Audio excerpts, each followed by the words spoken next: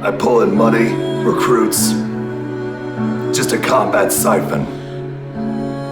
Rubbing my nose in bloody battlefield dirt. All for revenge.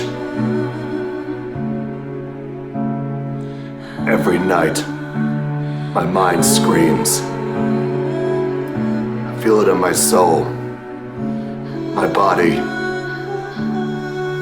even my face. The time I've lost, the comrades I've lost, won't stop hurting. It's like they're all still there. You feel it too, don't you?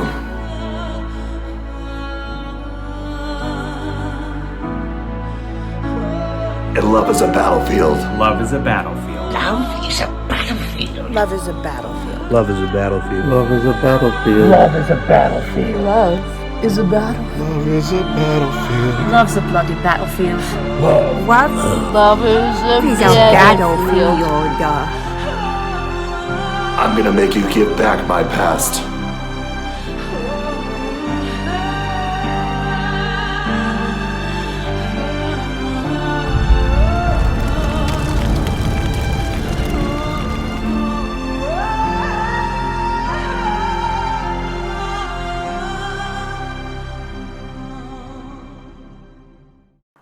They say love is a battlefield, but you know what I say? Don't touch our nuts. Don't touch our nuts. Of all nights of the year, today is not a day to be neutral because love is a battlefield! Live from Zurich, Switzerland! It's Mike Mann, joined as always with Buckley Swantoon! Finally, QAW has come back for the first time to Switzerland. We're in Switzerland. I don't know what time it is. The flight took between 3 and 12 hours, but we're here.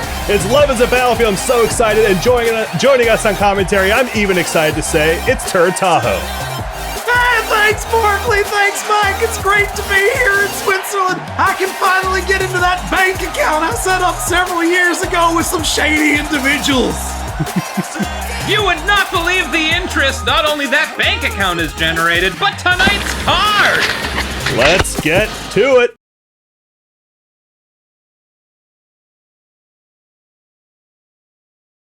Gentleman Doug here.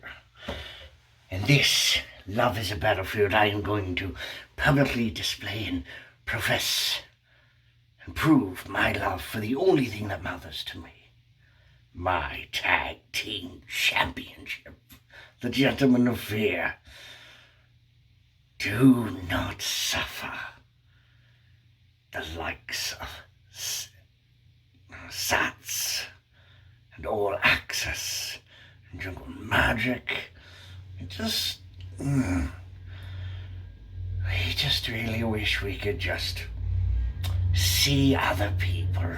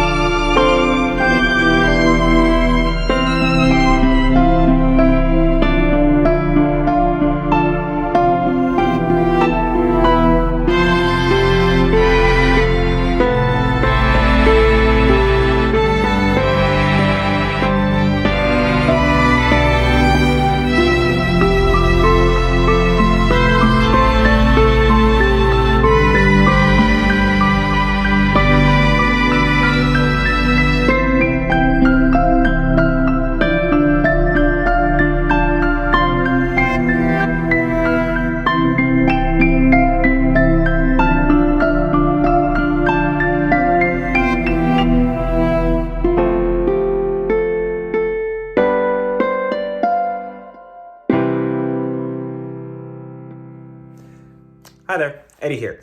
I'm realizing Loaf forgot a few things in the promo, so I'm just adding them now, like who we are and who we're fighting. I'm Eddie Cation, Loaf the Wonder Bread. We are SATs, the Starch and Teaching Squad. Tonight we are fighting Gentlemen of Fear and All Access for the tag team belt. So, a few things that were forgotten, but otherwise, great promo. Thanks, Loaf. And remember, everyone loves Loaf. And also, education.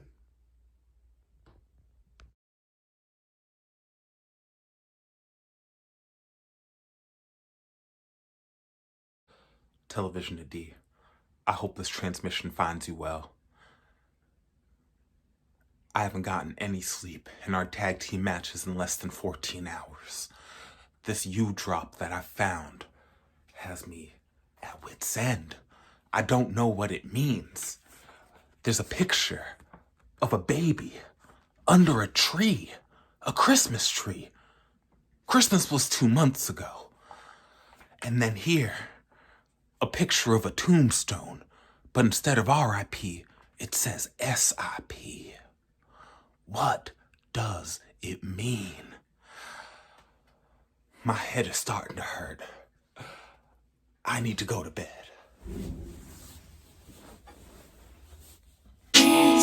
Little baby Christmas.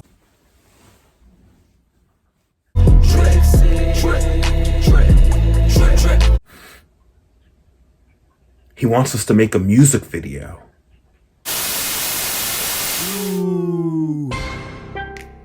All Access Tell 'em. Yeah, we got this match tonight against SATs and the Gentlemen. But first things first, we got this U-drop that we need to decode.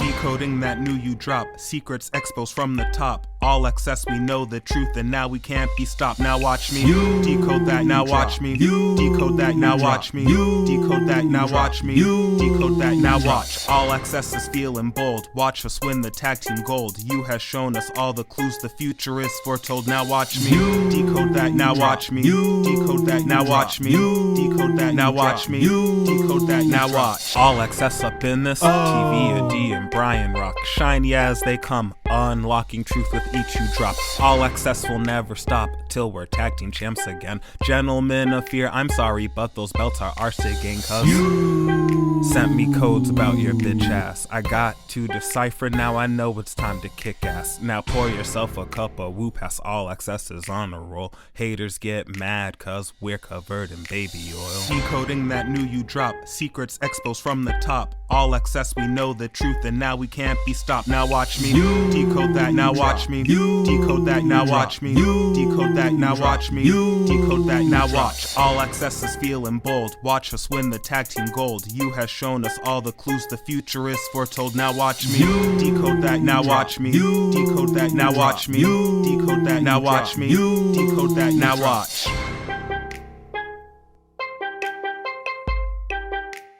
All access tell 'em. New champs tonight. Make sure you bet your channel points on your boys. Oh, and one last thing. Diamond David Thomas, go watch The Fifth Element already. Tonight's opening contest, the Gentlemen of Fear, the reigning men's tag team champions take on All Access, the oily ones, and oh my god, it's Loaf! Loaf is back. Loaf, the successful tag team of the Starch and Teaching Squad alongside Eddie Cation, making waves, but certainly this is, I kind of think the men's tag champions almost brought this whole defense on themselves. They've been attacking All Access and SATs before and after matches for weeks, and it's finally come up to bear. They're defending their titles. It's a triple threat tag match. Well, that's the problem with preemptive offense, Markley. If you don't finish the job, people come back after you mad as hell. Well, speaking of jarbs, I couldn't love my job more, everybody. What a great season it's been here on Quarantine Action Wrestling. Thank you all so much for joining us here on 2MB Studios for our season finale Valentine's weekend pay-per-view, Love is a Battlefield. If you have not followed or subscribed to 2MB Studios already, please do so. If you have Amazon Prime, you can do it for free. Make sure to resubscribe every month and check out all the content on this channel. There are shows 7 nights a week featuring a veritable slew of prime comedic talent, and we'll be taking a short hiatus from Quarantine Action Wrestling for a few weeks, but make sure to follow us on Instagram and 2MB Studios on Instagram to be kept updated. An Amazon Prime slew of programming. Absolutely. Sometimes I put Amazon Prime slew on my barbecue sandwich. It's pretty good. Nothing says love like discount beef. And of course, you can't make a sandwich without bread loaves. You can't. You can just hear, oh, there it goes. This is the tension is immediately eased when Loaf shows up. It's the Starch and Teaching Squad. Tension for who, Buckley? Here they are! They are ready! They are ready to let us know that, in fact, Loaf is a battlefield! Loaf is a battlefield, but I don't really get what the whole battle's about. Look at Loaf. They just want to hug you. They just want to love you. And I want to do the same to Loaf. Great to see you, buddy. Do you understand how hard it is to get a sentient yeast being through customs? Let alone a giant green trumpet. I have no ills, no problem whatsoever with Eddie Cation, who again, I will stump, is the uncrowned #1 contender to the men's QAW championship. Loaf? Oh God, I just hope that whatever's in those pancakes. That beautiful trombone playing. There it is. You know, that trombone's made of hemp. That's why it's green. That makes total sense to me. QAWmerch.com/upcycling if you'd like to get your own instrument made out of recyclable materials. Loaf stalking its prey. I like that both Loaf and Eddie Cation dress business casual. I really do, but now we know that riff coming out to the ring are reigning men's tag team champions. That's Fear itself and Gentleman Doug, the Gentlemen of Fear.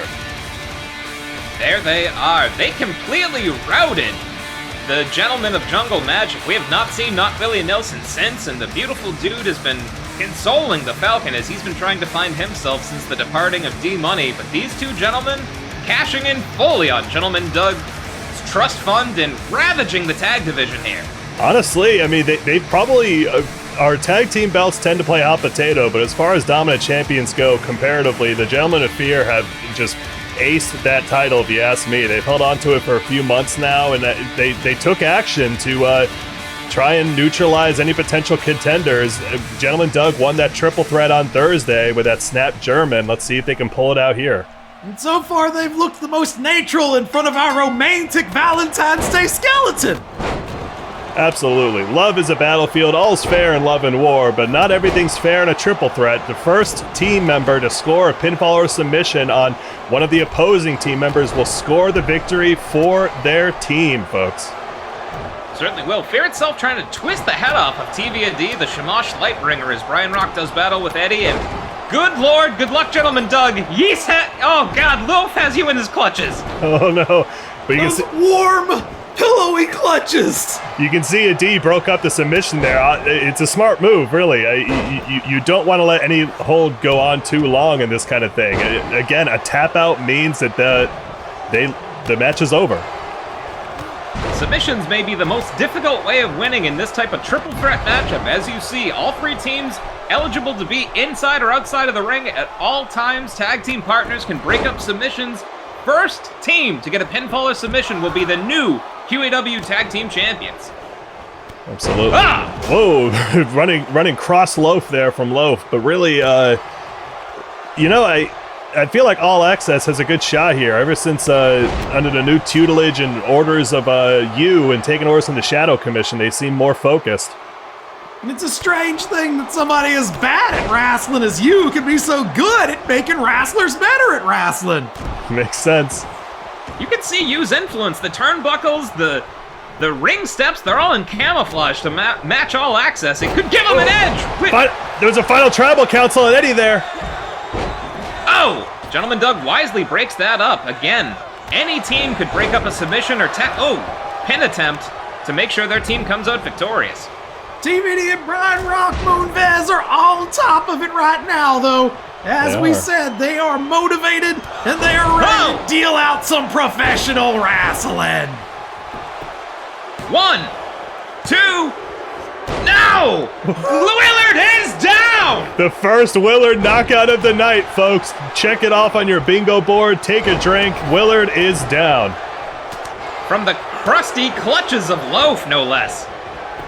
Oh, hold on, Eddie. Oh my God, lifting up Fear Itself, almost 400 pounds. Fear Itself is in detention, but he can't go for that cover. Sliced bread on Brian Rock, and TVD takes a break on the outside. This action is too fast, furious to call. It is. Now wait, Gentleman Doug locking Loaf into penny pincher. Will Loaf give up? Fear Itself playing defense on Brian Rock. If no one breaks up this hold, the Gentleman of Fear, will retain. Can a sentient loaf of bread feel pain in its joints? I don't know, but either way, managed to get out of that penny pincher. Everybody's in the ring except for Eddie here. Hey, Buckley! Yeah. What do you call warm, mad bread shaped like a butt? What? Hot cross buns! Okay. Final tribal council on Loaf there from TV&D. Wait, Gentleman Doug is out. 1, 2, 3, TV&D's done it! All Access are your new champions! Whoa, that the banger to start us off, folks, in a shocker too. TV&D getting that final tribal council. All Access are now your first ever 2-time men's tag team champions.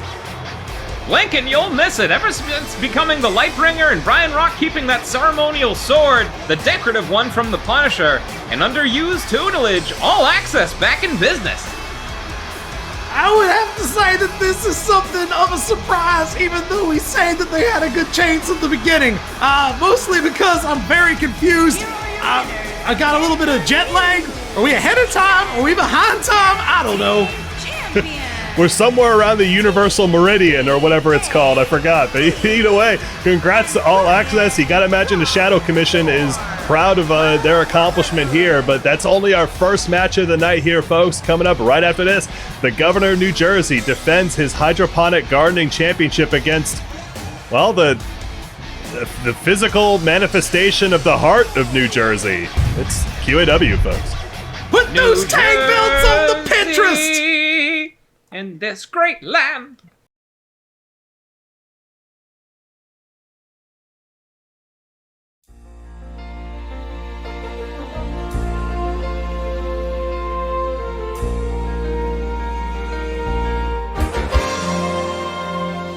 New Jersey, each day. Greetings, residents of the Garden State, fans of Quarantine Action Wrestling, and the heart of New Jersey. Heart of New Jersey, this is an address meant just for you. The doctor has you. He has taken you away from your home, and because you've been away from your home, you've grown wild and uncontrolled. But Heart of New Jersey, I need you back in the Garden State. The plans that I have for the Garden State, for its future, for the future of so many, depend on you and us working together. I know you won't just come home, which means I have to convince you, and I will do it the only way I know how. Heart of New Jersey, I am going to put my hydroponic gardening championship belt on the line. It is the most valuable thing in New Jersey since you're not here. Come into the ring and fight me for it. If you win, take that belt and go on your merry way. But if I do, you come home, and with our combined forces, the great Garden State will be unstoppable. See you in the ring, Hart. You're welcome in advance, and thank you for your vote.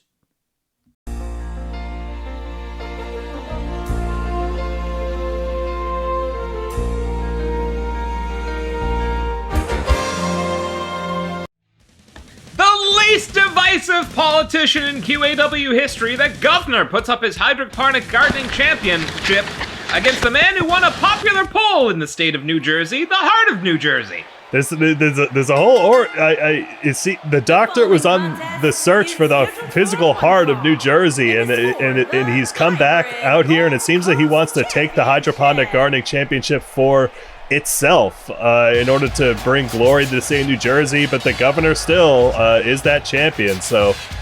But here he is, the challenger, the humanization of the heart of New Jersey.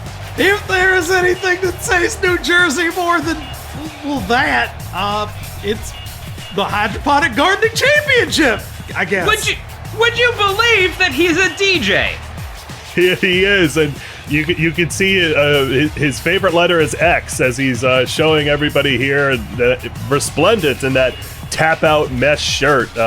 If you want your own tap out mesh shirt from QAWmerch.com, go there. It's only $600. That's a steal at these prices, and I mean, unless my eyes deceive me, he could be a distant relative of Marcus Maximus. He could be a descendant, yeah. Which, of course, Marcus Maximus, shout out to him, the time-traveling Roman gladiator, as potentially one of his ancestors goes to battle with the governor of New Jersey. If you could see your future descendants and saw that it was someone like that, would you still have sex? I don't know. But either way, here is the current hydroponic gardening champion, the governor of New Jersey. Well, there he is, trying to bring all of New Jersey to heel underneath him. And I gotta tell you, if he could get the dragon on board, why can't he get this Heart of New Jersey on board? I have a suspicion that the doctor has corrupted the Heart of New Jersey as part of the generation's ongoing torture of this poor governor. Well, potentially, the doctor is certainly known to experiment on different body parts, and I mean, a bit of an iguana here. Or no, a chameleon, not an iguana, but either way, perhaps this is a match of respect or a match of necessity, but the governor, there it is, that leather belt. Well, we defried Karen before this. Let's see how she does. Let's see. With this Swiss Wi-Fi. The challenger from Jersey City, New Jersey. Correct. Weighing in at 247 pounds. A big boy. Hart Newton. What? How? Hart Newton. Introducing the champion. The Hart Newton is better than the fake City, Newton. New Jersey, weighing in at 247 pounds. Same weight. He is the hybrid Gulf Coast champion. Wrong. John Sergio. Ugh. Well, Karen, we're glad that you didn't get lost in steerage, but here we are. I mean, props to Karen. We are outside in Zurich, Switzerland in February. It's a cool 12 degrees out here, but our audience and our competitors are keeping warm with all the action. I do not unknow that John, what was it? Sergio? Sergio is not Switzerland for the governor of New Jersey. Oh, immediately establishing dominance, pounding on Hart Newton. Pounding on Hart Newton, and you took notice of that there, Mike. These two competitors, they weigh the exact same. They almost look like two edges of the same sword, but the two representations of New Jersey, the governor and the Hart. Yeah, one side of the sword moved out of their mom's basement and became a least divisive political figure, and the other one didn't. Well, you know what they say, the heart has to beat and the governor's got to govern. I say that all the time. You do say that all the time. You text it to me. Constantly. Head over to QAWmerch.com/turdisms. They're like Buckleyisms, only sweatier. Now, the governor of New Jersey working that neck crank. You must have seen Fear itself have success with that earlier. And again, shout out to All Access, your new QAW Men's Tag Team Champions. Yeah, absolutely. You have to imagine that you is happy, but oh man, a right hook there, clocking the Hart. 1, 2, no! Kick out at 2. That was something you don't normally see from the governor of New Jersey. He normally likes to toss you around, get you in some predicaments. Very rarely does he go straight to the fisticuffs to your jaw. Does the Hart have a jaw? Apparently it does. Oh my God, governor's already busted open there. He threw him right down. It looks like the bridge of the governor's glasses lacerated his forehead. It is the heart's body to move the blood. I get it. Yeah, he knows where that blood goes, and but also the heart's been busted open too. This is a bloody contest here, folks. Already. Oh! Great divide crossbody. Actually, I think it was, of all things, the Heart of New Jersey busted himself open. I can't think of anything more fitting. And I mean, of course he's trying to blame the governor, but the governor, as you see, clean as a whistle as he throws him with a shoulder throw. Well, Heart's on fire. Heart's bleed all over itself. It's love is a battlefield, folks. The governor hoofing him around, and cover here. 1, 2 count. As you noted, he's had to change tacks because of the unrelenting pressure from the generation. He's much more aggressive. You saw him covering that cut on the Heart of New Jersey's head with the forearm. Now, that does not give you much of a technical advantage, but it does hurt like the dickens when somebody's got their forearm in your open cut. And swings like the dickens, too, turning New Jersey into a swing state. That blood's going everywhere in this splash zone in the front row. They love it. They got their QAW single-colored ponchos. Well, now the governor's locking the Heart in the banks of the Raritan. Is the Heart about to tap? Not yet, as again, submission's the most difficult form of victory to get here in QAW, aside from countouts. Fuck you, Nathan Burke! Nathan Burke up in competition later tonight in a steel cage tag match. The French Fried Potatoes taking on Kung Fu Zombie and the Clown. We'll have to see how that shakes out, but now the Heart dumping Governor on the outside. Out he goes, the governor now spilling to the outside. The Heart Newton, he's not an easy out for the governor. He really isn't. He taking his time though here, stalking his prey as well. A Heart is wont to do. And a quick apology to Zip Zimmer. You see that the men's warehouse table is empty. They were not able to clear customs. They are somewhere in Amsterdam, awaiting a connecting flight, and possibly being arrested for war crimes. Whoa! Well, look at that! Cover. 1. Kick out at 1. He wasn't able to fully secure him due to all the blood leaking out of his head. I don't think the Heart even knows where it is. But now just clocking the governor there. Governor returning in kind. These men trading back and forth sends him into the corner. Oh! Lures him in there, now picks up the Heart. Oh! Running politics slam! Huge slam. 1, 2, and 3. Congress is out of session. The governor retains the Hydroponic Gardening Championship. And he retains the love of all of New Jersey. Well, what's more Valentine's Day appropriate than a broken heart, folks? That heart is down, but the governor of New Jersey has retained his Hydroponic Gardening Championship. In the battlefield of love, the governor remains a singular force. And honestly, I'm happy for him. He ever since New Year's, the return of the generation, they've made his life a living hell, but he's still endeavored to make it things right and to endear himself to the QAW roster and fan base. And frankly, if he's going to be using the powers of that belt to make New Jersey green again, then all the more success to him. Truly a man who... the Garden State than when the governor is the hydroponic champion. Exactly. My thoughts exactly, but folks, don't go anywhere. We have a return matchup for the King of Soul taking on former QAW men's champion Lloyd Legacy Sharp. That tangle is coming up next. Tell your friends, tell your enemies.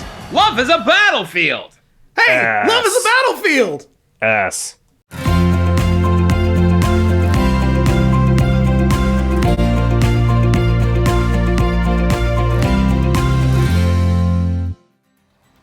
QAW, welcome to The Bachelorette. I am your host, Sips Harrison, standing here on the finale of this season, where in just moments, AC Volts will be making her selection, making the choice of love. In one hand, we've got Deton, in the other, a juice box and Zip Zimmer.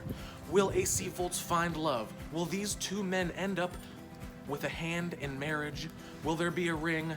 Will there be happiness? Or will there just be a lifetime of loneliness? AC, how are you feeling? Sips, I am so excited. It has been quite a journey, and I can't wait for it to be over. But also, I'm madly in love. Madly in love. Every word there sounds 100% genuine and with no level of anxiety or anticipation. I feel confident. Remember, in just moments, AC will be making her selection. Stay tuned. Kick it to the montage! What?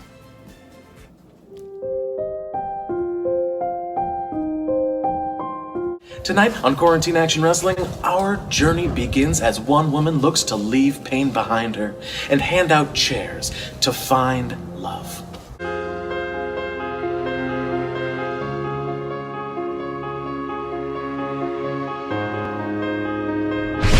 One contestant that I particularly wanted on the show. Of course they want me.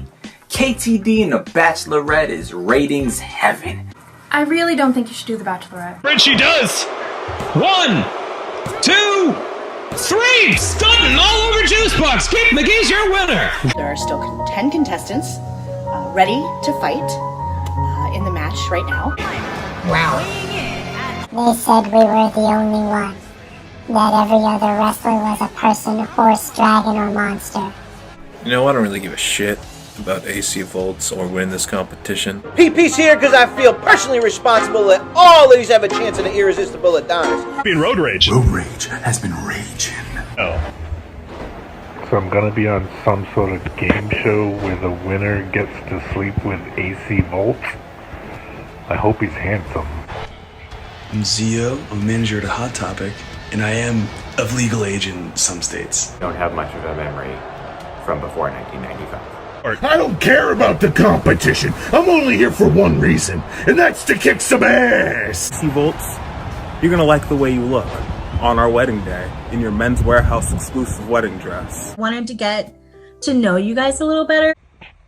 I don't know how this competition works, but I know I'm the right man for AC, and he's the right man for me. I've been at the mountaintop for a week now. 3! Twist of fate means Steve Delfino's going home! I think I love Ashley, even though I've never met him. But I think this is my last shot, so I'm gonna go for it. That's what this is. I'm ready for this. I'm ready for love. It'd be nice to make it out this one alive. 2, 3! Zio is victorious! Education is, to quote baseball, out of there! So my life has actually been a lot better since I got kicked off The Bachelorette. Because if I was never kicked off The Bachelorette, I would have never found Loaf. And everyone's life is better because of Loaf. Looking forward to? Yeah. Well, since the competition's covering it, I'm really hoping for Sushi Buffet. You were supposed to fall too! Too bad! You. Drinking. Oh, fuck you! You jumped the fucking fence! I didn't realize he didn't want to be here, and he didn't want to be with us anymore. Dear AC Volts, fuck the generation. And if you don't like it, with love from Boston's biggest bad boy, James Maloney, too bad! Thank you. I'm so glad that we can get some time. This is just you and me. Anything you want to know, except for what my face looks like, is yours to know. Yeah. No, you can't steal her away real quick, bro. I am having a moment here. This is a souffle with an erection. I am going to saw Playboy Prometheus in half. It just don't touch our nuts, taking a page out of Nathan Burke's and the Magnifique Nordique's book. He wins by countout. El Mejor Luchador is out of The Bachelorette, AC. I learned that I can channel a broken heart into pure hatred and revenge if I need to, which is a nice life skill. Hello, Big Daddy. No, not right now. Playboy's undefeated with the ladies. Packing heat and meat, baby. Let's go. Have an unbreakable heart. I'ma go breaking your heart. Look, I'm Wellington Arms. Obviously very cool. Okay. All right. Real mature. Okay, El Mayor. Real mature. Your head is made of dicks. Your head is several dicks coming out of your shoulders. And they're beautiful. You know, I have absolutely zero regrets. Hey. 2, 3! 3 kicked out of Olympus and out of this contest. Zip Zipper's your Hell winner. yeah! Yeah, some people, said I acted like a real dink and should feel bad. I haven't really thought about it since I left. But this is how I see our future. I'm a manager at a Hot Topic. Running from my dad. Honestly, it's just refreshing to finally get to speak to someone closer to me in age. Yeah, that's my aisle actually. T-shirts and dildos. So you're the dildo man. Are you like 40? Do the right thing. Unless you want to burn in hell, I guess. Well, it's not a dumping. It's just yeah, I guess it is a dumping. I ran away from home again. So now I'm on the run out here. Bachelorette taught me a lot about myself, about who I can trust, and bear. And I would like to say that halfway through the season, I am much closer to finding love, but I'm not sure that's the case. The chosen one. QAW has no idea what's in store. Guys, I need you to take it down, just like from a 10 to like a 6. Here, this is a joke. No, because he's a bunch of squirrels in a scarecrow. What? You talked about dildos? Just so you know. You go for That doesn't make sense. How do you make it? Everyone, shut You up! make these. Are you watching porn? Why? Because I can see porn. Well, that sounds like you're watching porn. No, I in the don't see background. porn. You're watching it. Who is your favorite? Well, rum. No, not in the porn. I confess nothing.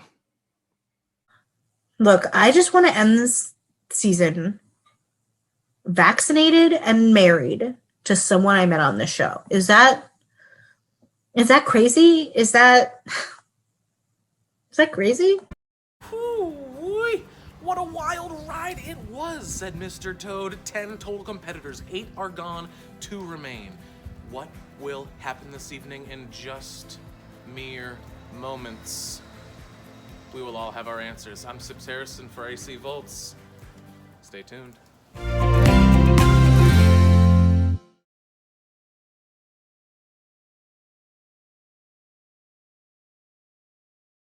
QAW, it is I, the King of Soul, baby! I've been thinking. Thank you, Lloyd Legacy Sharp. Thank you for taking me to my limit. See, I've been training with all my guys I've been training. And I've been watching tape. I've been going over that night over and over again. And I'm gonna be ready.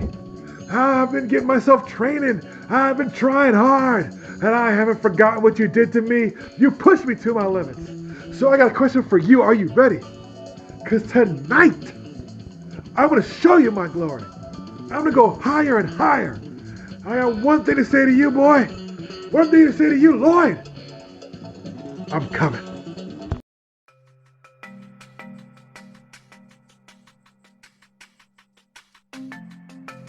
You had asked me 4 months ago if I was coming back to QAW.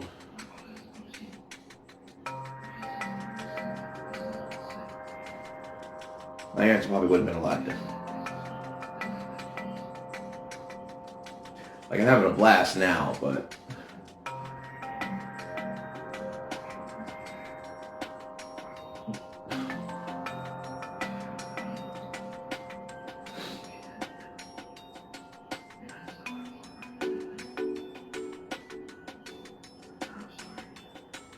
last time I was here, I didn't even know if I was cut out for any of this. I didn't want to hurt anyone. And I saw people like Tommy Jr., the generation who thrived off hurting people. And I realized at that point how I could start to enjoy this job. Because I thrived off hurting people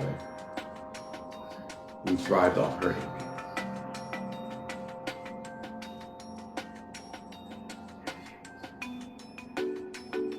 but I couldn't enjoy the ride.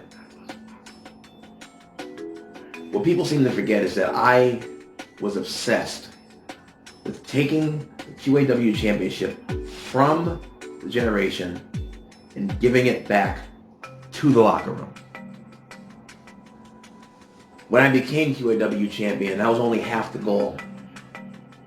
Because I can't give the championship back to the locker room as long as I'm holding it.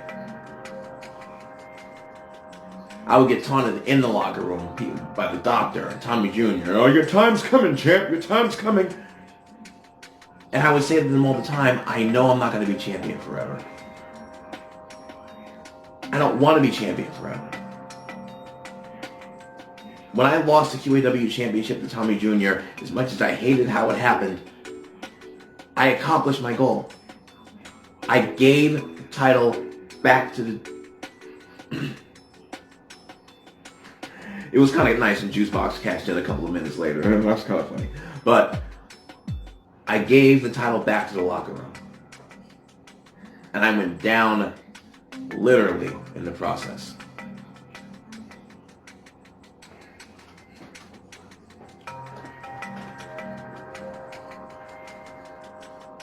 I think I was so obsessed with the goal that I couldn't enjoy the ride.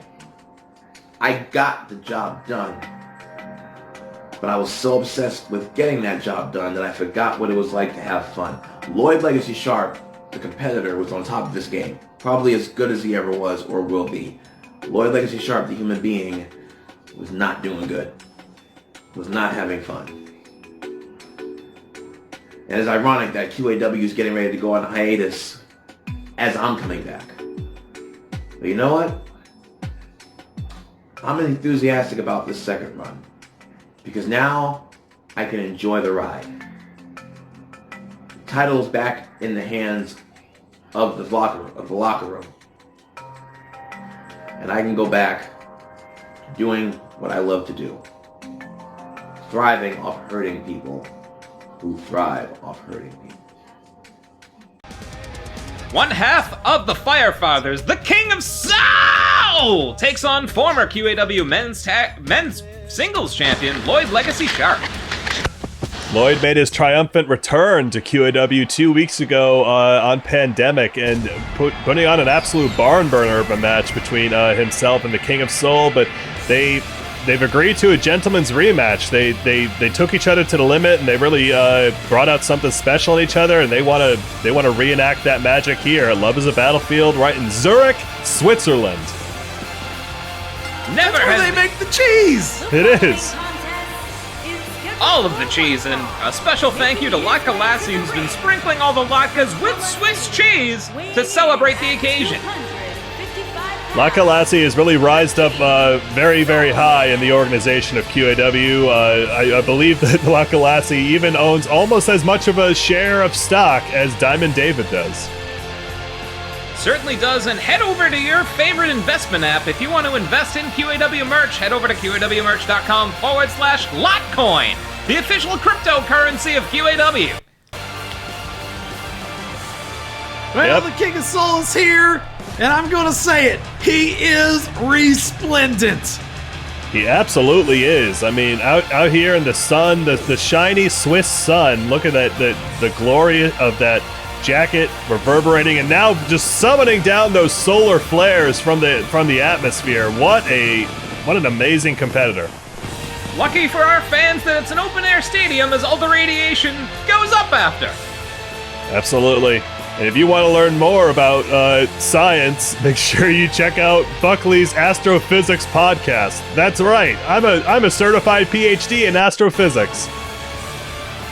Absolutely co-hosted, as always, by the Armenian Missile Crisis. Who? He has a podcast network. Oh, yeah. Our next guest is Amrak. Here comes Lloyd Legacy.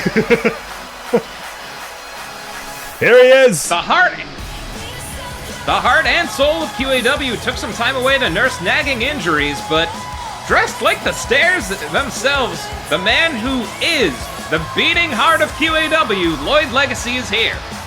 Well, he's no heart of New Jersey, but he is the heart of QAW, and it's great to see him back. It absolutely is. I've never heard a crowd respond the way they did to Lloyd's return 2 weeks ago, and frankly, it seems he's as big here in Switzerland as David Hasselhoff is in Germany.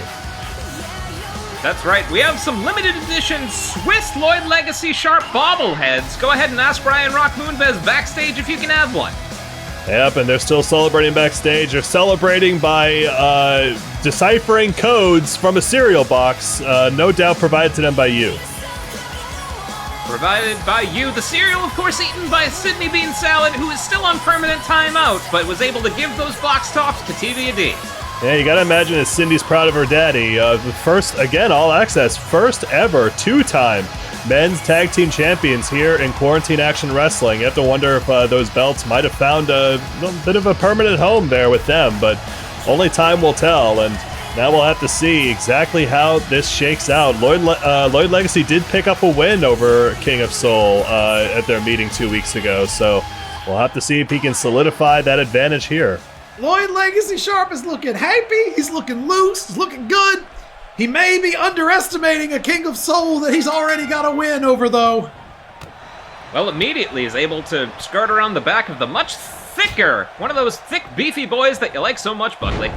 Absolutely. King of Soul, I mean, he's as thick as the sun itself and even more radiance. But if there's one thing Lloyd knows, he took the QAW Men's Championship off of Wellington Arms. He knows how to deal with a more powerful opponent than he, and he can really just chip away at him. Oh! Half and half overhead suplex. Lloyd busting out a few new tricks he's going to need to take down one half of the Firefathers, who is a bit of a deity, and later on tonight we will see El Mejor Luchador, and the other half of the Firefathers, Playboy Prometheus, compete to see who will be a king, a god of Olympus. Vertical suplex reversed there by the King of Soul, who takes down Lloyd Legacy. Cover. Oh, wait, no, hold on. Shades of the Punisher here, a double arm leg lock. Oh my goodness! Lloyd now tickling Lloyd Legacy, who's telling him, "Get off me, sex pest!" and Willard doing that thumb war with him, and Lloyd breaks out. Lloyd looks a little bit annoyed. He did not expect that so early. I think that that devil-may-care attitude that he came down here with is gone now. He is all business. Straight jacket, chin lock, get those hashtags going. King of Soul, if you think the King of Soul is going to be victorious. And of course, don't annoy the Lloyd if you think Lloyd Legacy is going to be victorious. Well, Lloyd flipping back up there. Don't annoy the Lloyd. Hashtag respect the ladies. Hashtag Rutro. Certainly been a social media champion here in Quarantine Action Wrestling. And gut wrench suplex there. But remember, I mean, Lloyd, that whole saga he had with Tommy Jr., who will be up in competition later tonight, it seemed to break him down a little bit. He started taking shortcuts, and hopefully he's reversed away from that, but a fireman's carry cutter there. TKO, but Lloyd not out yet. Responds with a backbreaker. They are trading bombs. He's an answer for everything the King of Soul is throwing at him. This is the medal of a former champion. He, of course, defeated Wellington Arms, who we'll see later on competing for the Jingle Belt to become the men's champion. And you gotta wonder, is he gonna be pulling for his former mentee, Tommy Jr., or Kevin the Punisher Paquette later tonight? I have to wonder, but bringing up the King of Soul there, perhaps gonna go. Wow. Top rope arm drag. The King of Soul getting bounced around like a Swiss Super Bowl. I cannot express enough how impressive it is that Lloyd Legacy Sharp can toss around this thick, beefy boy in the way that he's been doing. Absolutely, and he hit the L word there, that jumping crossbody. The King of Soul thought about going for the Tour Stopper, but thinking better against it. But perhaps a good move. King of Soul already getting his momentum back. There you go. He's been tossed around, thrown on his head, thrown on his back, thrown on his shoulder, thrown on his rear, but he has still got plenty in the tank for Lloyd. Looks like, yes, chaining. German suplex into a Solar Maker. Cover. 1, 2. Kick out at 2 by Lloyd Legacy. The King of Soul now looking to maybe switch gears here to wear down the former champion, which he's got a hell of a lot of work in store. Ooh. Ripcord knee. I don't think King of Soul. Another cover here, going for a knockout. 1, 2. Wisely went right for that pin, right in the center of the ring. You know, I feel like the King of Soul might be getting... I think he's kind of frustrated here by Lloyd. They may have had that show of respect with the handshake after their match on Thursday, but frankly, the King of Soul, he's not used to just being able to, well, just not be able to throw his weight and his strength around and pick up wins. Lloyd is a little more difficult than that. He's so made, he's disoriented. He is.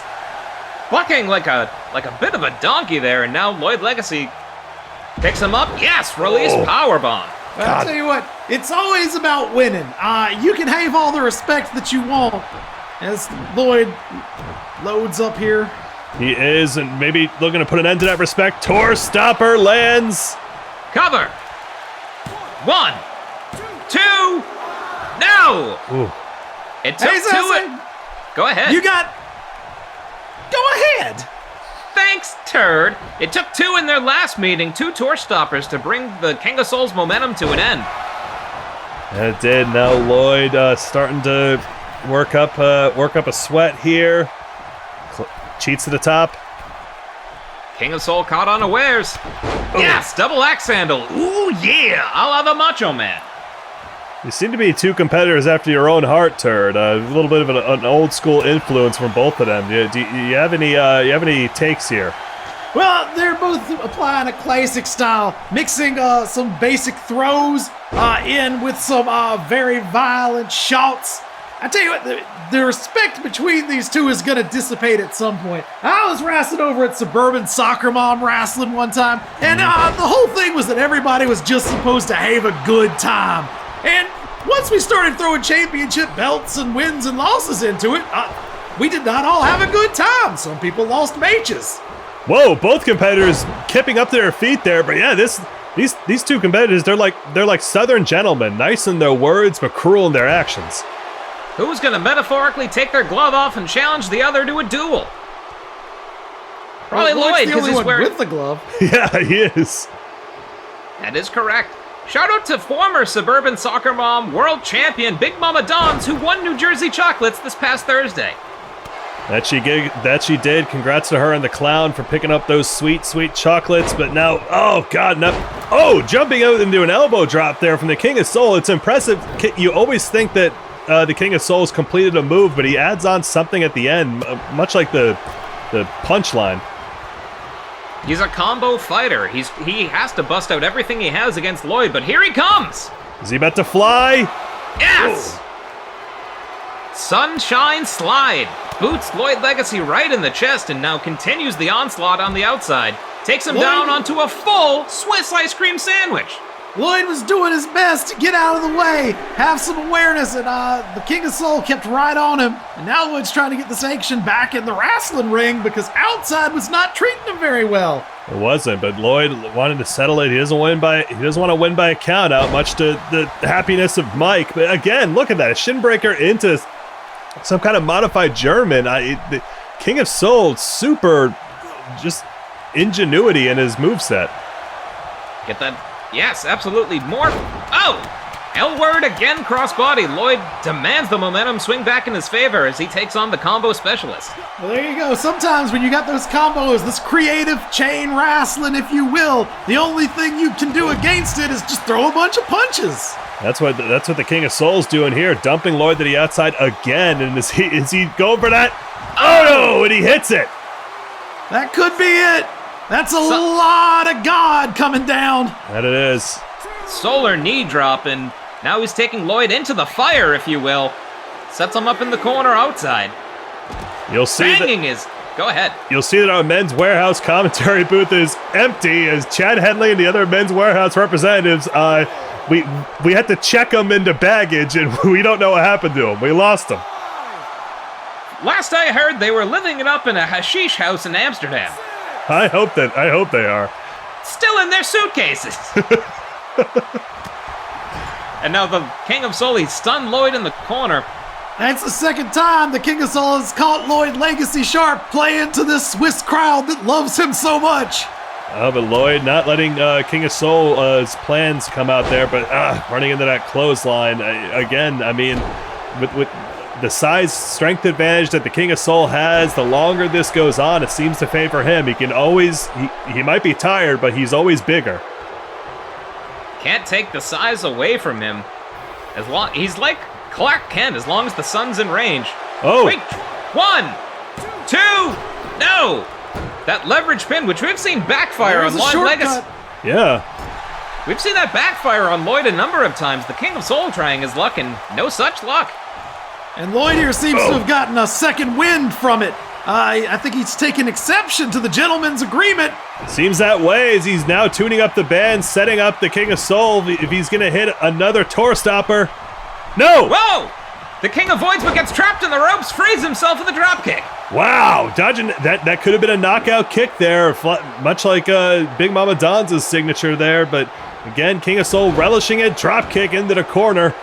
As Mike pointed out in their first contest together, it was 2 tour stoppers that did in the King of Soul, so that second one was good to avoid. Good point. Another L word. Lloyd More fists! He loves violence almost as much as he loves the adulation of this crowd, and he could be looking to put an end to the tour of the King of Soul. He wants to hit that second one, that certified win over, and he gets it. He's close to the ropes. 1, 2, no! Ooh. That's a statement. You were right, Mike. He's right next to the ropes, but instead of reaching out, he gave that emphatic kick out.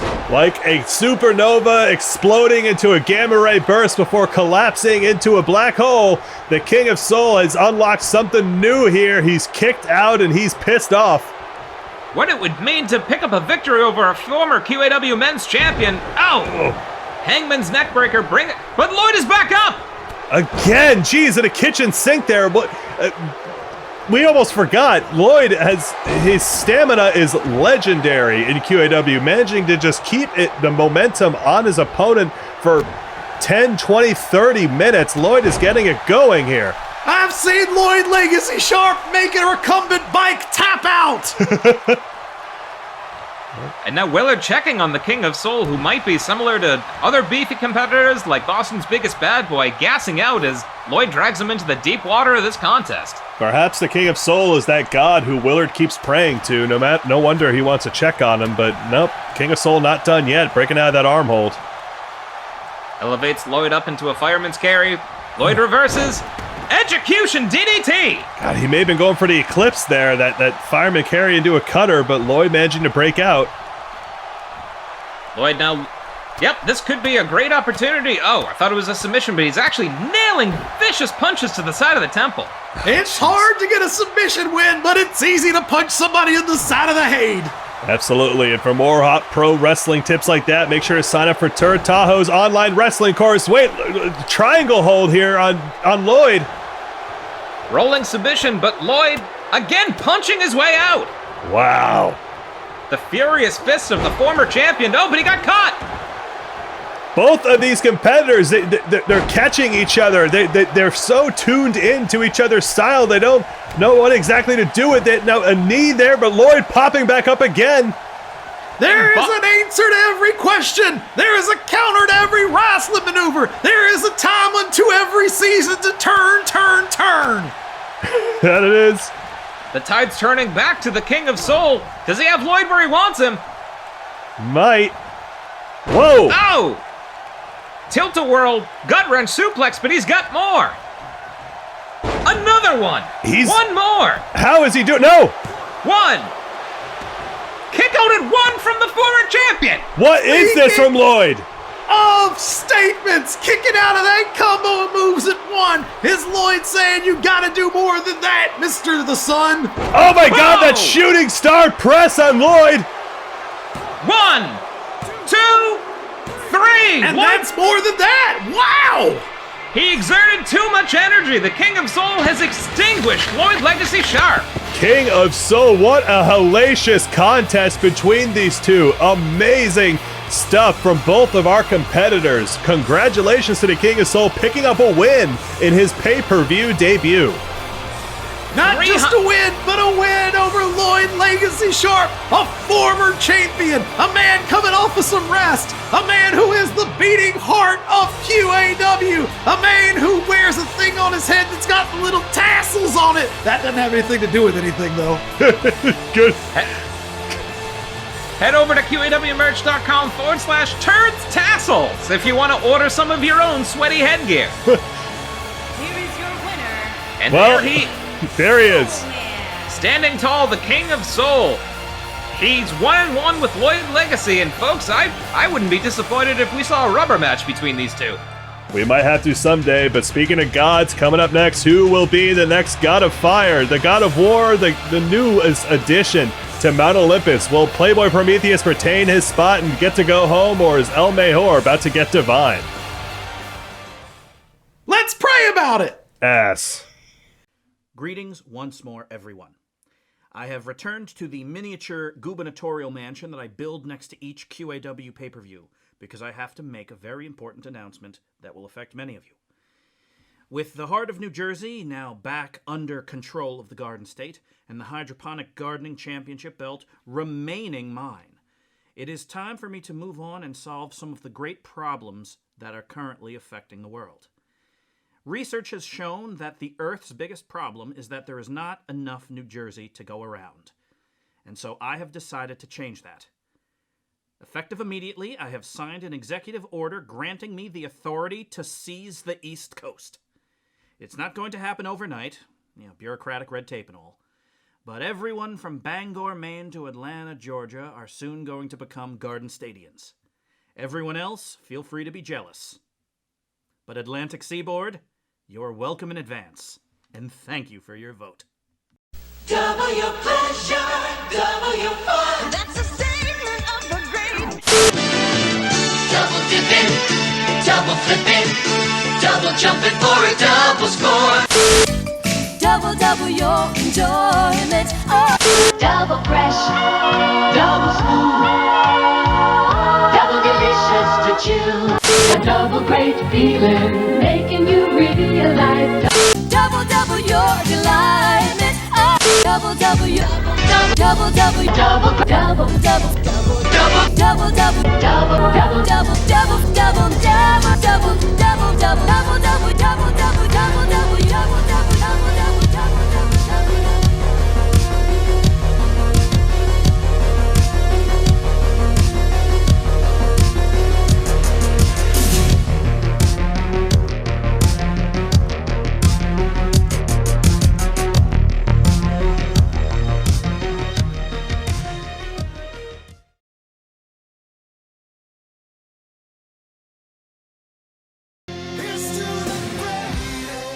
So this is it, Playboy Prometheus. You've lost the mission. I got very emotional and wrapped up in things, and it's fine. I'm back on your bullshit? I'm fighting Playboy Prometheus. I'm in a submission wrestling match. No, you know what? You were right. We should join the circus. Hey, why don't you sing a song? Tommy Jr. and I had a discussion about that, and we agreed heels don't sing, and I am apparently a heel, even though everything I do for love. No, wait, why is the music starting? Okay, fine.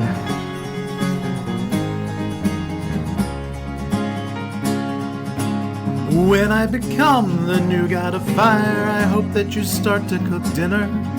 And I make the flame jump to your stupid toga. Your skin starts to boil, not simmer.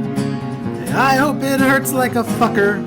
Remind you the way that it feels when I make you submit in the middle of the ring and the Playboy demigod squeals. And I hope that as you burn alive because you're too dumb to stop, drop, and roll, you come to regret ever fucking with me, 'cause this is its terrible toll. And then in my life, I hope I lie and say you were a tough-to-beat guy, and I hope you die. I hope we both die.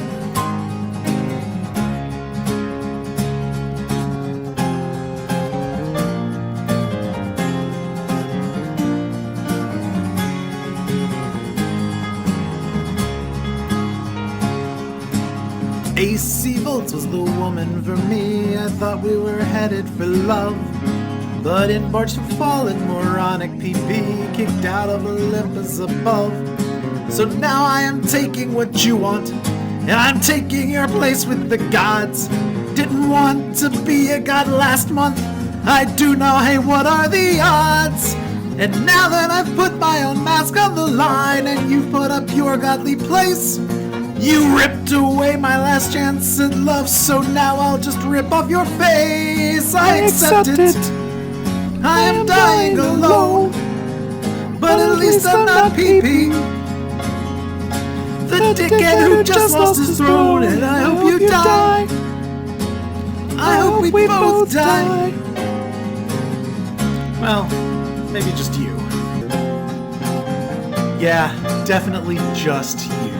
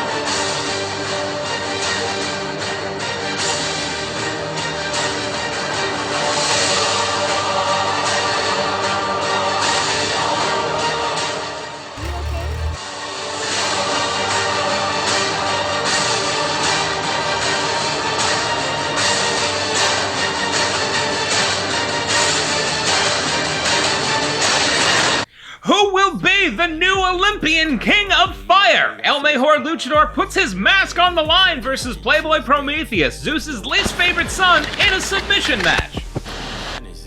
These two have been going at each other for a while. I spoke with El Mejor Luchador on an unaired episode of Turd Talk because I forgot the scheduling. And he is angry because he feels as though he really had something with AC Volts until the Playboy Prometheus came in there and ruined it for him. You know, Playboy's entire mortal life has been mired in drama ever since being expelled from Mount Olympus due to his philandering ways by the father Zeus and getting involved in a bachelorette. And again, yeah, El Mejor and AC Volts seem to really be hitting it off. She joined us on commentary for a number of weeks, but just he got focused on Playboy. These two despise each other, and unfortunately ruining another shot at love for El Mejor. But and then Playboy, his whole fiasco with the siren. These two have just been sabotaging each other, and it's gotten personal. And it seems as Zeus has taken attention of their fiery battles.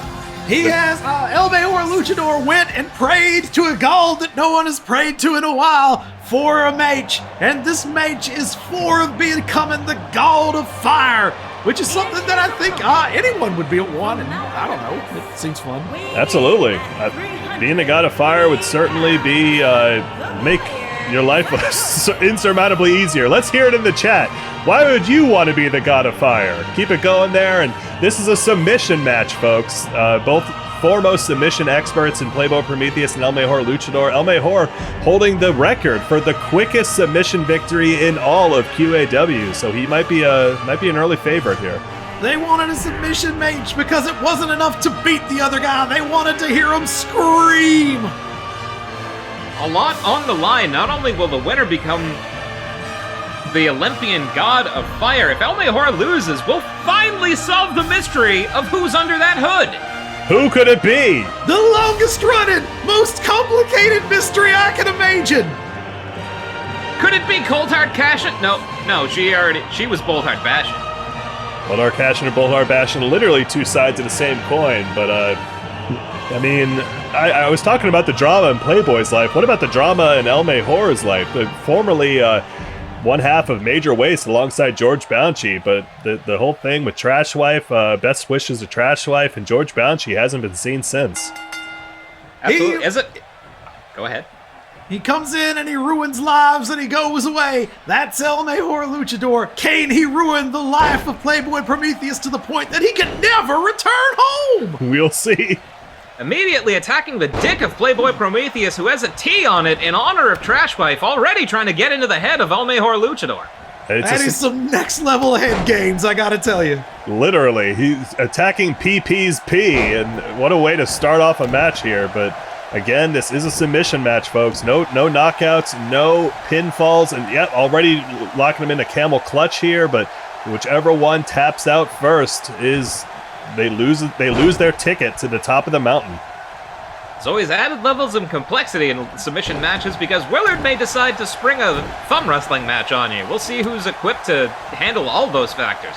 You gotta be able to multitask to win a submission match.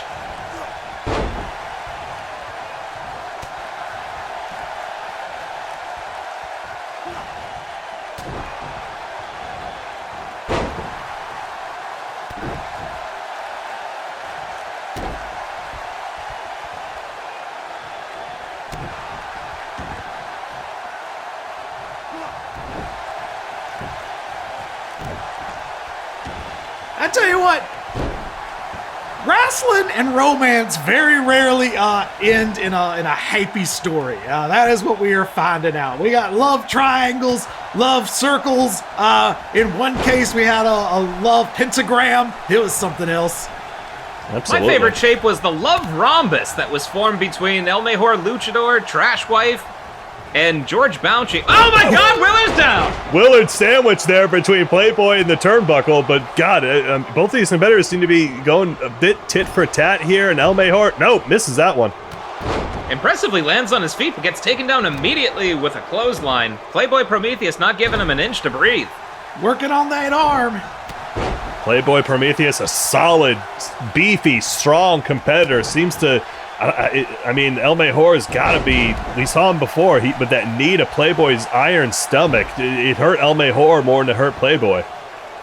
And now, ripping away that arm from Playboy Prometheus's chest, but Playboy looks like he's going to be a la Lloyd punching his way out of that one. You can only punch so long, though, when you got an arm that's hurting. You need an arm to throw a punch. That's what I always say. Absolutely, as we saw from that shoulder injury from the Falcon, it's never really been the same. His striking ability, at least from the upper body, but still on the path to getting back to 100% alongside the beautiful dude. Certainly his top rope suplex. He hasn't been the same. He appealed to the machinations of a wizard who died in a roast beef accident. the ghost of D-Money possessed him and then abandoned him. Him and the Beautiful Dude have a lot of sorting out to do. And if you're joining us for the first time, folks, this is our season finale of this season of Quarantine Action Wrestling. Thanks so much for being with us. We'll be taking a short hiatus, but make sure to follow 2MB Studios and Quarantine Action Wrestling on Instagram for all the updates. But now Playboy locking El Mejor and Titan's Vengeance here. Is El Mejor about to lose his ticket? No, he gets up.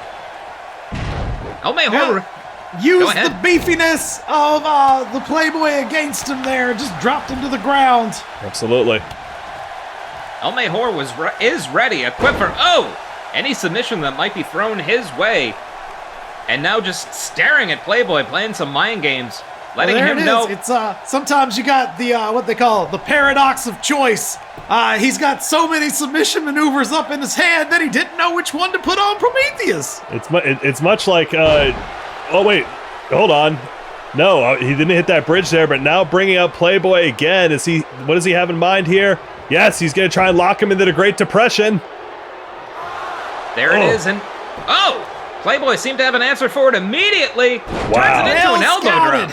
Both of these competitors, they had their signature submission scouted, but like we were saying there, Tur, the paradox of choice, when you're paralyzed by just the sheer deep well of moves, much like how Piccolo has to shed his weighted armor, sometimes you just gotta let all that go and go with your instincts. Who's gonna have enough in this matchup to squeeze the will to win out of their competitor? Chinlock there, cinched into El Mejor Luchador, looking to deprive his brain of much necessary blood. El Mejor He's places twisting his way way out. And once again, the way out is always through a little extra violence there. Seems that way. Woo. Whoa! Backpack backdrop is... He's appealing to these Swiss crowds who seem to be booing the Playboy in his philanderous ways. Yeah, it's hard to tell who the Swiss are behind here, but unfortunately wasn't able to get something going there with El Mejor, and now El Mejor feeling himself. They're booing El Mejor as well. I think this Swiss crowd are monogamous. They don't appreciate men stepping out. Oh, okay.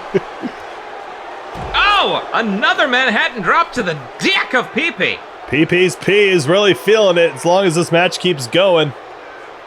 That's how you can tell it's personal. The dick jokes and the dick it takes. That's right, and of course, if you like natural male enhancement, head over to QAWmerch.com/the-future. Fast breaks, now instead of $13, $26. Girth, peanut butter, milk chocolate, fast break. We have a gator roll there from El Mejor, and yes, the future is going to be competing for that hardcore championship against the Doctor later here tonight, but still El Mejor just... Look at this, just repelling each other's attacks like oil and water. Neither of these competitors... Oh, wait, big roundhouse kick there. Well, you can't get a submission victory with a big kick to the head, but you can keep somebody from getting a submission victory on you with a big kick to the head. Whoa, look at this. Bit of a full surfboard from El Mejor. He really worked over that dick, and he's cinching into a dragon sleeper. PP has nowhere to go. Oh my God. We have a new God of Fire! Oh my God, El Mejor Luchador wins! He's ascended to godhood! Playboy Prometheus, he had a way home, and now it's been taken from him. El Mejor Luchador ascends to Mount Olympus. He's your new God of Fire. What does this mean for Playboy Prometheus? What does this mean for us? If I have wronged him in the past, should I not light a candle? Who knows? And still the mask remains on. The identity of the new God of Fire is still a mystery. All we know, he's not only El Numero Uno, he's El Gado Uno. El Dio de Fuego. You guys both speak Swiss so well. Thank you, Turd. That's what the Globe told me. And now El Mejor Luchador prancing. And the ceremony to make him the God of Fire will follow our hiatus. We will see him drenched in flame, but folks, don't go anywhere. We're keeping it hot, hot, hot with Kung Fu Bruno and the Clown taking on the French fried potatoes. I could use a French fried potato. Do they make those in Switzerland? Here you go.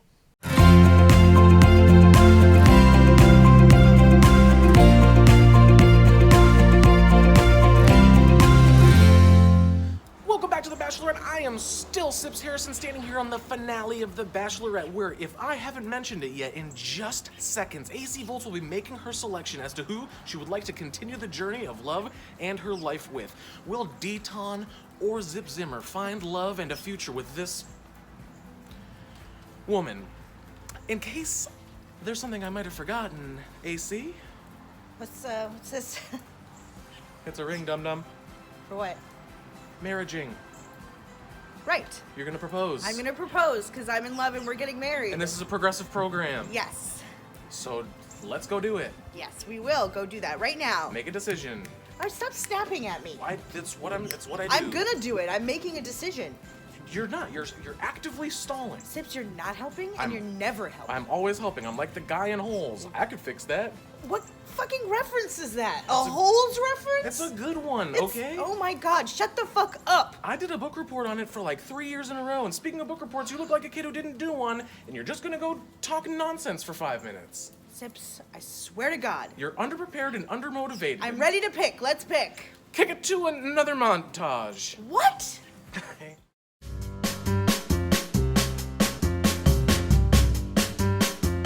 Why are you drinking? Because I just lost a match. You said that you weren't gonna do that anymore. No, you said I wasn't gonna do it anymore. Is there something to drink at least? No? I'll find something. Over 90% of our communication is nonverbal. I drew you a self-portrait of yourself. It's not a self-portrait because I drew it, but it was like the way you would have drawn it. I'm standing here with professional liar and horse shit aficionado, AC Volts. Ow!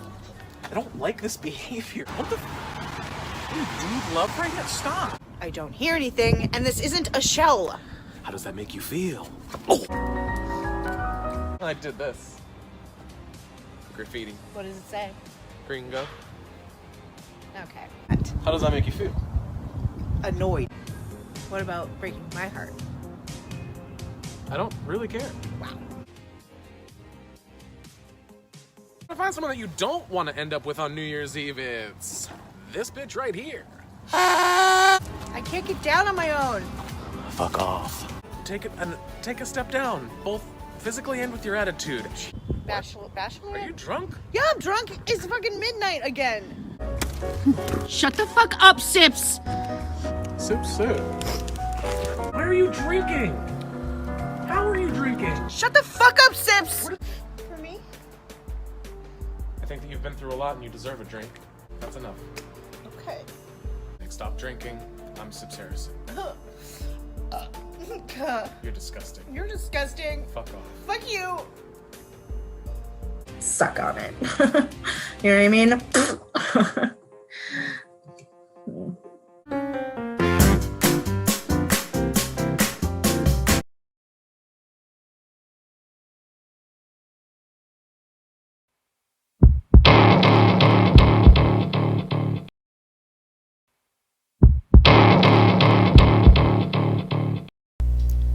Nordique, 3 weeks ago I helped you show the QAW universe who you really are. You're a savage. You're a champion. You'll do whatever it takes to take down an opponent. You'll use a fire extinguisher, several chair shots, and even an IKEA shelf. And you see, Nordique, that's where we're similar. We don't need stakes to dole out punishment, be it physical or psychological. But I'm gonna do you a favor because you've earned it. This Saturday, at Love in a Battlefield, should you or Nathan Burke escape the cage before me or Kung Fu Bruno, it will break the spell.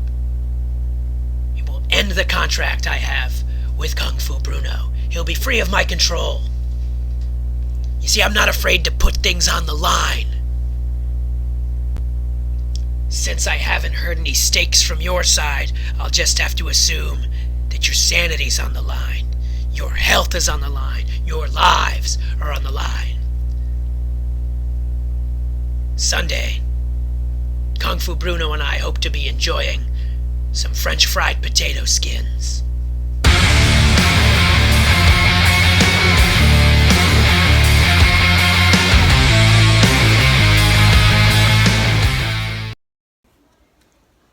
Boy, Bonjour, the clown, you little whispering wimp. You want to create stakes for this match at Love is a Battlefield with Nathan Burke and I? Oh, you see, you have too much power, and I'm going to take it away from you inside this steel cage with my Irish partner. We will mash you up. We will saute you, beat you into au gratin, because you are not a good person, the clown. You are too controlling. You have so many demands, you have so many stakes, you have so many big, white, ugly masks, and probably big red shoes. But I am not like you. I am not controlling. I am not giving you stakes. I am having my subject and servant and partner, Nathan Burke, do that. So, Nathan Burke, you now make a promo, make some graphics, tell the clown that there will be stakes. Tell him now. Cha-cha. Bonjour. Mwah.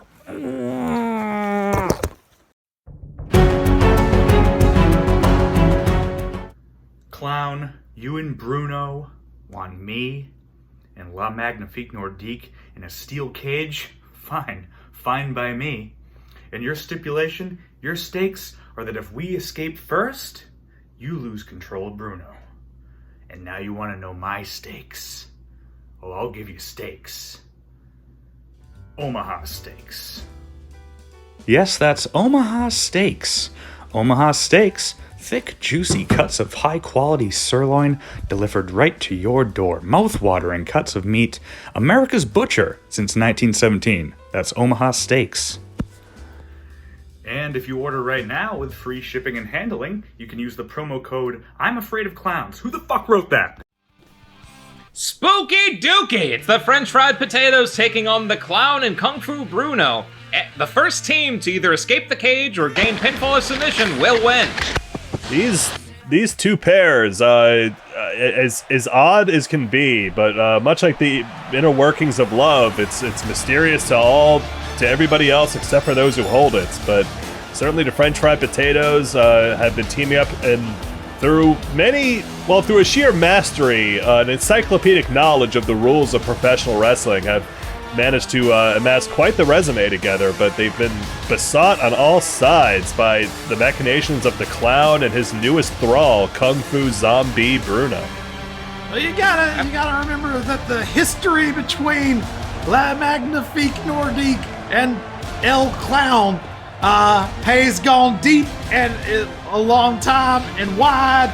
And how does it feel to be dragged into this if you're Nathan Burke or Kung Fu Bruno's zombie face? How does it feel to be one of the many connections on Magnifique Nordique's LinkedIn? They'll lose a valuable contact if he gets eaten by Kung Fu Zombie, who has vowed to eat the French Fried Potatoes if he is victorious. How does it feel? And honestly, if the Magnifique Nordique is eaten, who's going to endorse your PowerPoint skills? Who's gonna get countouts? Hopefully no one. Fuck Nathan Burke!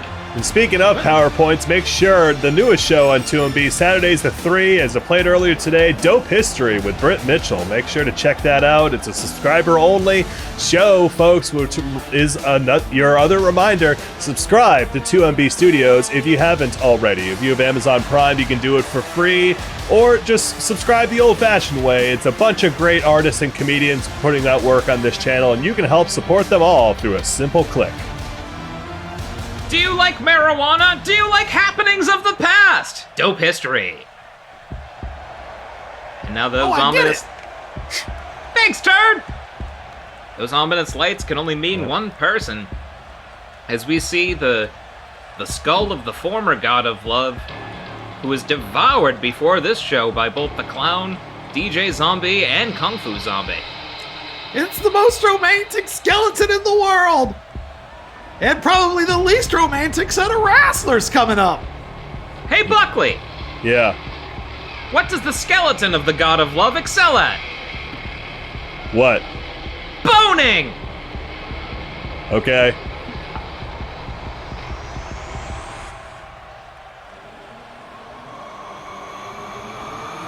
There they are. If you're not laughing, folks, it's not funny. Ever since Mr. Neptune was hospitalized with a broken heart, Kung Fu Zombie has edged closer and closer into the darkness of the Clown's influence. Yeah, you have to wonder if Kung Fu Bruno is really a victim in all this. He seemed to have went into an agreement with the Clown, and perhaps in an effort to, I don't know, reverse his fortune. And the Clown, I mean, as always, you never really know what the Clown's intentions are. You could either be for in-ring success or for something more, and just enacting untold levels of psychological toll on the likes of Diamond David Thomas, on Freedom Rock Jacques, even Le Magnifique Nordique. It's crazy. The Clown has proven in the past he cares less about winning and more about tormenting his competitors. He won those New Jersey chocolates just so other people couldn't have them. And of course, he devoured Keaton the Kitten Man, which sent Lilac Dream out of QAW. Absolutely, best wishes, but also, here we go. We saw the stipulation from the Clown beforehand. It seems that his agreement with Kung Fu Bruno is it's not up for grabs here, but it's on the line in this match. Who knows what's going to happen if the Clown wins, or even worse, if he loses. Goes up on the lore. Go ahead. I can tell you one thing: win or lose, the Clown will still be kind of unsettling. I don't know. I always just kind of shift a little bit in my seat when he's in the ring. Certainly is. He knows how to turn it on. He's the winner of the 2MB Rumble, the first inaugural, a former #1 contender to the QAW Men's Championship, but he cares less about titles and more about psychological warfare. That he does. In turn, I shift in my seat a lot whenever you're on commentary to avoid your sweat. Just gonna shift a little bit closer. Stop touching my leg. We can't power wash the announce booth here in Switzerland because the water flows the other way. It's really, yeah. Every time we try power wash it goes up to the ceiling. And here we go. French fried potatoes immediately going on the attack. A steel cage has been lowered, folks. This is what happens here in a steel cage match. There's a cage. That's great analysis, Buckley. It's like I'm always saying, Barkley, you can't have a steel cage match without a steel cage. You certainly can't, but reminder, the way to win a steel cage match, either both members of your team have to escape but the cage by climbing over it or going through that door, or you have to eliminate both competitors via pinfall or submission. So there are no countouts. No, it's certainly. In fact, you want to get counted out. You want to escape, but you got to think that Le Magnifique Nordique and Nathan Burke, masters of the in-ring rules, have to have a strategy. If one of them leaves, that leaves the other at the auspices of the remaining team. So you wonder if the Agents of Chaos, Kung Fu Zombie, and the Clown even care. Yeah, I mean, it really has been rules against chaos. This whole saga between these two teams. Nathan Burke and Le Magnifique Nordique, both wrestling purists, and the Clown and Kung Fu Zombie have just enlisted the aid of RIPBS, and they haven't really been able to get around the inherent machinations of professional wrestling. But here in a cage, oh my God, poking the eye of Nathan Burke there, and a low blow immediately. Well, there you go. That's what he has to say about the rules. The rules say don't punch anybody in the dick. The Clown doesn't care. The rules say don't resurrect dead beloved PBS personalities. The Clown doesn't care. The rules say if you wear a mask, it should not extend more than 3 feet beyond your face. The Clown does not care. And now it looks like the Clown's asking for the door to be opened. He could be exiting. That would leave Kung's... Oh. Nope, not able to get it. Willard having to solve a complex calculus equation in order to unlock that door. Le Magnifique now trying to find his footing. Let's see if Kung Fu Bruno's going to enact some ass-based offense. Yep, right in the ass. Right, and the L'Astifique Nordique, crashing down to earth. Our first QAW competitor who's gone to space, a former Intergalactic champion, but has lost it to Monster Darcy, just crashing like a meteorite. He turned his attention over to the tag team division. You wonder if either of these teams would be gunning for All Access, the new QAW Men's Champions. Look at this, a Stratus faction from Nathan Burke. Inside out suplex to Le Magnifique. Kung Fu Zombie is... Oh, he's turned his eyes on Nathan Burke. Punches him in the ass. Right in that glorious ass. When we were putting together this cage, why didn't we make the links a little bit further out so that adult feet could fit in them and they could be climbed? Well, we had the Talent's children build the steel cage, which is when we owned them. Thanks to Mike Diesel winning them from the Talent, they only make things that they understand. You also have to consult... Oh my god, a Kinshasa knee strike there to Nathan Burke's face. He might be out, but you'd also have to consult the QAW blacksmith, Torvald Fjorgensen. Another low blow on the Nordique. My god, Kung Fu Zombie has almost escaped. The clown wants to be trapped with these two. He wants to torture them further. Are they trapped in there with the clown, or is he trapped in there with them? Working over the Magnifique Nathan Burke. He's going for KF Zombie. Oh, he gets him. Punches him in the knee, and now on the side of the ass. He might be a zombie, but his ass is still intact. And yep, Nathan Burke pulling him back into the cage there. Took Kung Fu Bruno not able to escape. Even zombies have to sit down sometimes. That's not going to feel good in the morning. Not at all, but now he's unloading on Nathan Burke there, just punching him in that weak shoulder, and Nathan Burke fell! Face first into the chain link and the top rope, his throat getting that as well. KF Zombie might be able to escape. But now the Clown helping to celebrate the Nordique. Happy birthday! Oh, if you're not laughing, your balls are swollen. And now look, they're both trying to climb out here. Nathan Burke trying to catch Kung Fu Bruno. No! Kung Fu Bruno's on the outside! Kung Fu Bruno's escaped! Nathan Burke, he's turned his back on the clown who's escaping as well. These men will be eaten alive by KF Zombie if they don't get the clown back in here. They are... Now Nathan sitting up on the top there. Is he just going to follow Kung Fu Zombie to the outside? The Nordique pulling Clown back in. The Nordique is not done with the clown after all of the offense that the clown has executed on his French fried potato. And there goes Nathan Burke. He's on the outside. We only have one member of each team left in here, folks. And the clown falling to earth. Did he fall of his own accord? Le Magnifique Nordique remembers losing a match via forklift to him not long ago and retaining his intergalactic title. He might have the clown's number. He's trying to find a foothold there. Come on, Nordique. Clown back up on the ropes.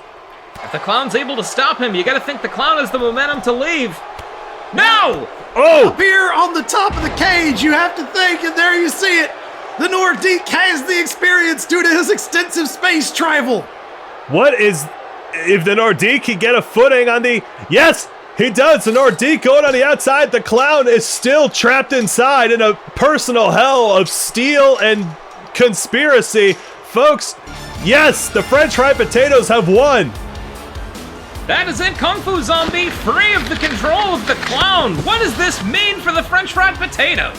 What does this mean for the French fried potatoes? What does it mean for the clown? But yeah, especially now, perhaps free of the control of the clown if those conditions are truly honored. But this might have been the best possible outcome here, folks. Well, could Kung Fu Bruno, but now that he's free of the control of the clown, finally go and see somebody about that skin condition? Let's hope so. You wonder if enough time has passed for the heart of Mr. Neptune to have mended. Well, we have more questions than answers, but one answer is for certain. The French fried potatoes victorious tonight. Absolutely. You have to imagine All Access have taken note of this. French fried potatoes, just the winners of the first ever tag team steel cage match. Congratulations to them, but don't go anywhere, folks. Love is a Battlefield rolls on. Up next, Queen, Baby Powers, and Pate Austin. They're fighting for the heart of our current intergalactic champion, Monster Darcy. Do you think there's a Swiss fried potato? Previously on Claire Bear and Friends. Claire! I wrote you 365 poems. I wrote you every day for a year. I keep acting like I like her, I whine her, dine her, Tommy Charm. Doesn't matter though. This can't happen. I need to find myself more. And we get the Bear Army. We'll always have Mexico. She's done, kaput, gone. Free them. Free them all. I don't care. I never cared about any of them. They were never mine to begin with. I said just do it!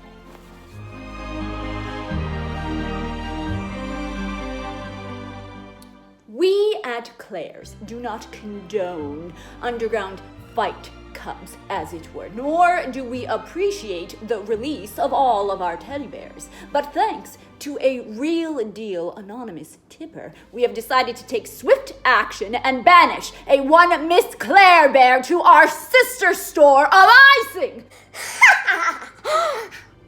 Oh yeah, it's real great here. There's no fucking rainbows. Who needs the fucking rainbows? We got bridal shit. Like, everybody else can be happy and in love. Get the fuck out of my face. Tune in next time when we will find out who is the poet. Will Claire Bear freeze up at icing? And as always, fuck Tommy Jr.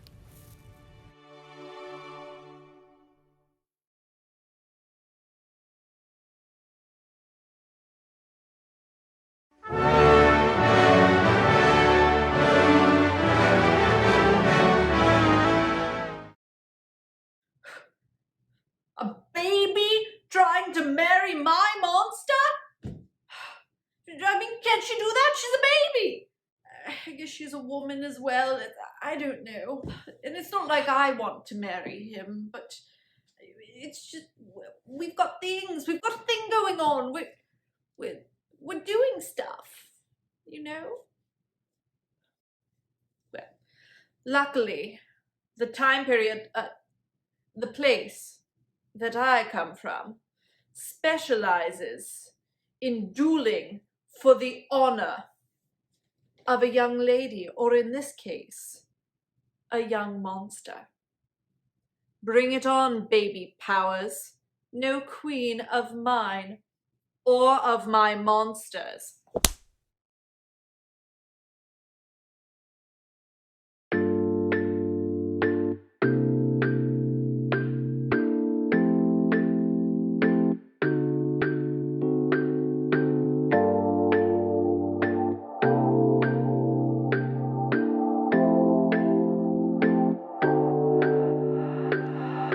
One plus one is two, and that's me on top of you. Then we equal one, yeah, we'll be in one. 2 plus 2 is 4. Are you impressed? I can do more. I even know my ABCs and my favorite letter is D for Darcy, B for baby. We in love, got this weird DNA. Yeah, Buffy Bennett might make it go away. If you need a real queen to bring you back to life, I can be proper, I can be nice. I can different baby into posh spice. But if you want a girl with a monster side, one by one into my Bobby Dream wide. Freaky, freaky fantasy. Freaky fantasy. We got electric chemistry. Electric chemistry. Don't want a spot of tea. No tea, no tea. Wanna sip, sip on that monster energy. 1 plus 1 is 2, and that's me on top of you. Then we equal 1, yeah, we'll be in one. 2 plus 2 is 4. Are you impressed? I can do more. I even know my ABCs, like 1, 2, 3. Wait, offer us congratulations while we do perambulations. No Pride and Prejudice, we won't be so anachronist. I'ma flip the script and then we gon' be more like Bridgerton. Welcome to my garden, baby. You could even come inside. We can have fun when we play up on the swip and swipe. Freaky, freaky fantasy. Freaky fantasy. We got electric chemistry. Electric chemistry. Let me steal your heart. Let me take it. Help you with your monster part. 1 plus 1 is 2, and that's me on top of you. Then we equal 1, yeah, we'll be in one. 2 plus 2 is 4. Are you impressed? I can do more. I even know my ABCs, like A, B,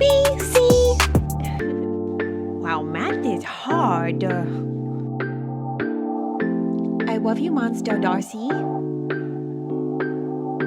Mwah. I'm a baby. And a woman.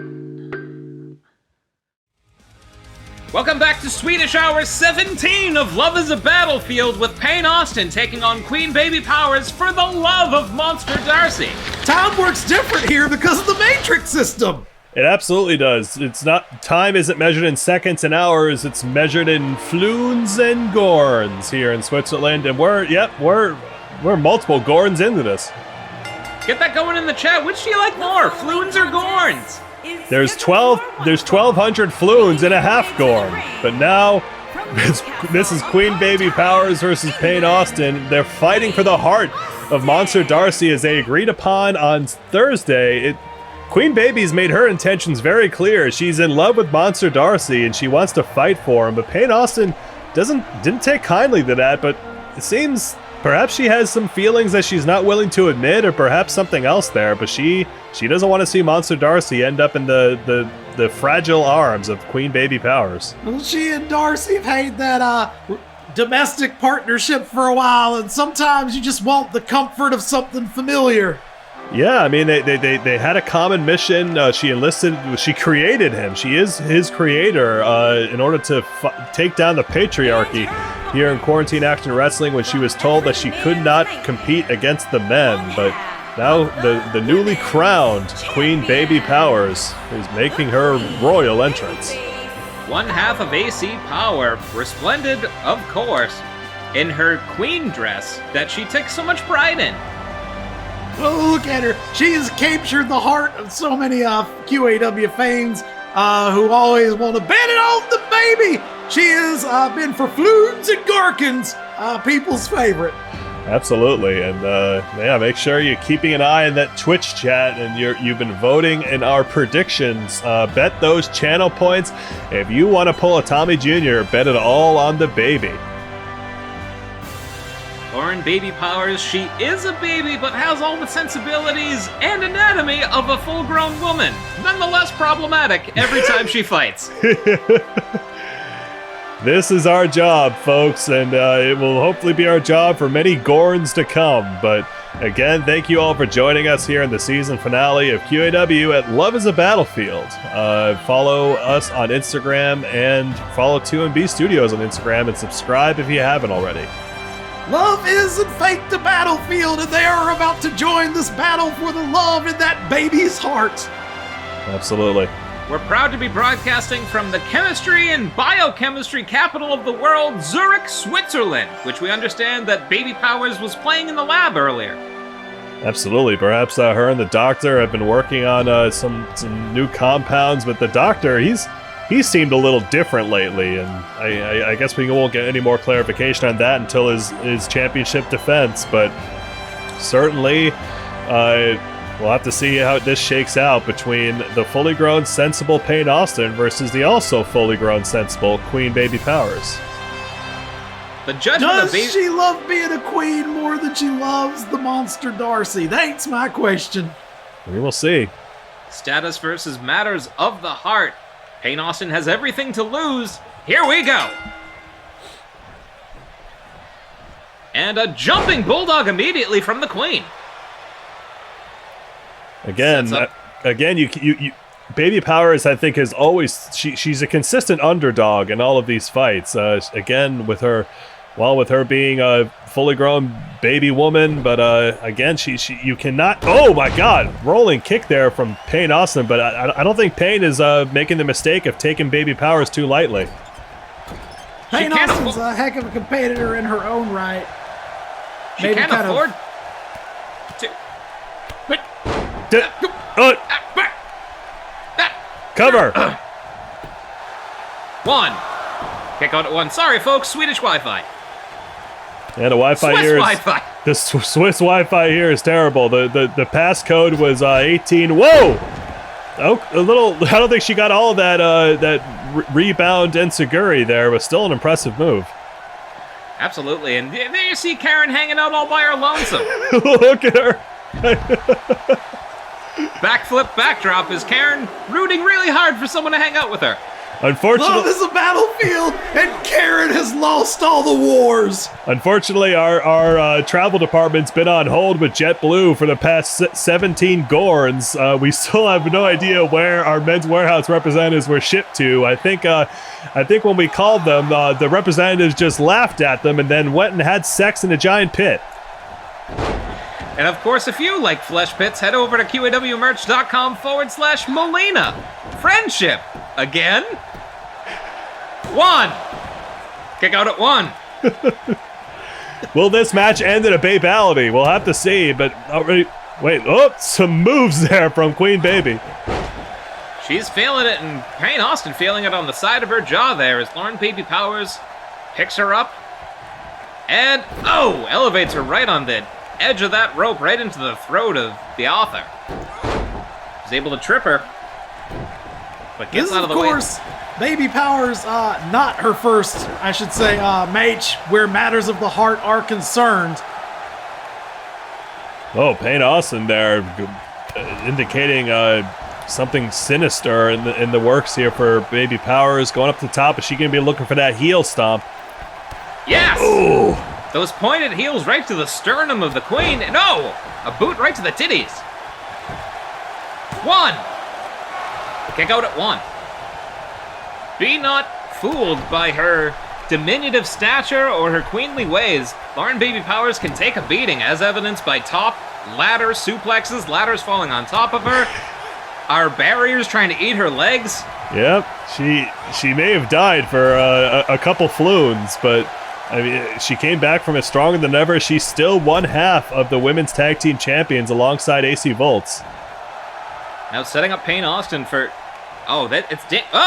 a tree of woe, and it cannonballs right into her sternum. Wow, some impressive offense there from Baby Powers. Oh, look at this! Whoa! Oh my God!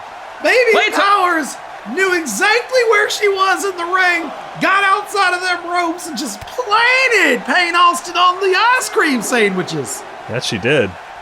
Playtime is over as Payne Austin tries to get a moment of respite to collect herself, but Baby Powers not giving her any time to recover. Babies hate naps, I can tell you that. Again, Baby Powers is fighting for love. It's Valentine's Day, folks. You have to fight for those that you love, and she's been relentless on Payne Austin here. I think Payne might be somewhat conflicted. She's got to get something going. Wait, what is Baby Powers doing? Oh! Baby Queen chop! 1, 2, kick out at 2. Wait a second, I want to go back to something, Turd. You know babies hate naps. Are you a father? Think you may have muted yourself there, Turd, somehow. Turd is speechless. Old Turd doesn't like to talk about the past, unless it's, of course, about, say, his time in Secret Agent Wrestling. We have to get back to that, Turd. Looking at the final page there in Queen Baby. We're running in circles. 1, 2, kick out at 2. Wow, and a standing backflip. Payne Austin is jacked up on adrenaline. She's going to make Lauren Baby very excited to be winning this match. That she is. She's sick of this offense here from Baby Powers. She's finding something within herself here to turn the tide. The love of Monster Darcy filling her, but Baby Powers captures her. 1, 2, excellent strategy to try to catch Payne Austin unawares. Very, very close there. Eats a big forearm, though. Oh! Reverse DDT. What were you saying, Turd? Back to that time in Secret Agent Wrestling, which I don't want to speak about. I may have had a relations, and there may have been something. There may not have. I don't know. I never check in. Absentee father Turd Tahoe, but certainly wrestling does lead to sexual encounters. Just ask me in Sex Trap, but matters of the heart are best settled in the ring. This is the lifestyle we chose, but now bringing up Queen Baby, she gonna hit her. Oh, I thought she was going for the printing press, but instead a roundhouse kick to the head, and now bringing her back up. Go to nap kick, and now could be the printing press. And yes, she nails it. Matchbook cover. 1, 2. No! The Queen will the kick out of a woman in love, a baby in love with the agency of a woman anyway. It was. Now cinching into submission, Payne Austin trying to squelch the heart and desires of Lauren Baby Powers, who keeps fighting. No, Baby Powers. Yep, she's going for an airplane spin. She's a helicopter. She's a plane! Takes her down. Shades of the farm boy in that one. Took a Now, lot out of her. Barkley, you and the baby actually have sex trap in common, do you not? What do you mean? Was there not a thing with the sex trap? I don't know. You know what? There very well could have been sex trap. That's her thing. But either way, I mean, certainly when it comes to love, Baby Powers is singularly focused on that debonair Monster Darcy. Huge shout out to Sextrap, who handles sexual catering backstage now. That she does. Do you want to eat an eclair that's shaped like PP? You know I do. Well, I never knew I did until just this moment. Get some cream-filled goodness, and of course, if you like natural male enhancement, head over to QAWmerch.com/fastbreak. $13 has ballooned to $26. Chocolate, nougat, peanut butter, the future. Fast More break. volatile than Bitcoin. And that's our sponsor for tonight's pay-per-view, folks. Red Pill. That's right. You know the blue pill makes you erect, but what does the red pill do? Why don't you take it and see how deep that rabbit hole goes? The red pill. That's what you takes. It is. Oh God! Kick there. Transitioning into a Florida Keys. 1, 2, now! Oh my God! Payne Austin getting frustrated. How does the baby have it in her? If that's not enough to keep the baby down, she may never nap. She might never. It's impossible to get someone down for a nap when they don't want it. But now some kind of a foot lock there. Payne Austin digging her heel into the knee of the Queen. Absolutely, and now this could spell the end for Baby Powers. Oh, unless she turns the tide. She needs something big and quick. She's got Whoa! Babies have soft heads, so she had to act quickly after that stun. She did. She had to strike while the iron was soft. But now, oh wait, hold on. Wheelbarrow into the object permanence there, and Payne Austin. Is this enough? 1, 2, 3. She can court Monster Darcy. Queen Baby has defeated Payne Austin. The heart of Monster Darcy is now there for the Queen to act on. Congratulations to Queen Baby. It is both unsettling and heartwarming to see this sort of love prevail. Have you ever wanted to see a full-grown woman, baby, fuck a Frankenstein? QAW! Well, we'll have to see what happens with that. But now, this is love, folks. Love is a battlefield, and sometimes you win, and to the victor goes the spoils. Queen Baby Powers, congratulations. Unfortunately, Payne Austin, I don't know what this means for her. Is this the end of their partnership? Will Monster Darcy still work to take down the patriarchy in QAW? This uncertain times ahead for Payne Austin, I think.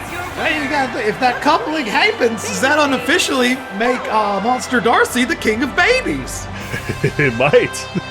Well, folks, don't go anywhere. The future looks skeletal as Rich Dembowski takes on the Doctor for the Hardcore Championship. Bones! Ass.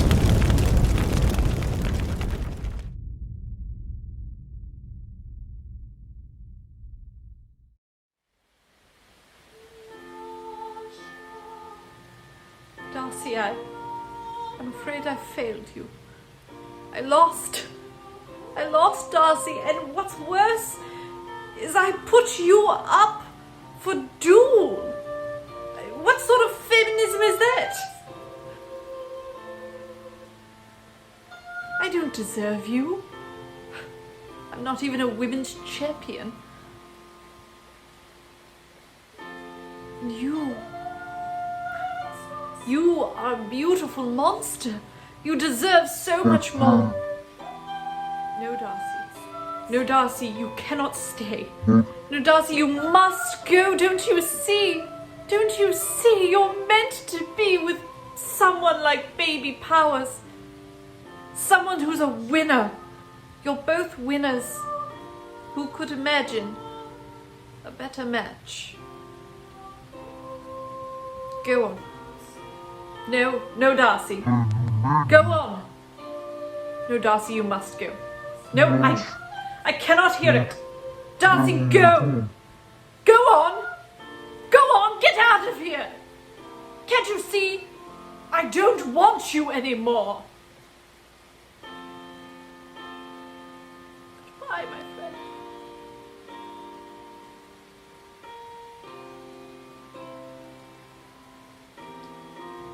Goodbye, my monster.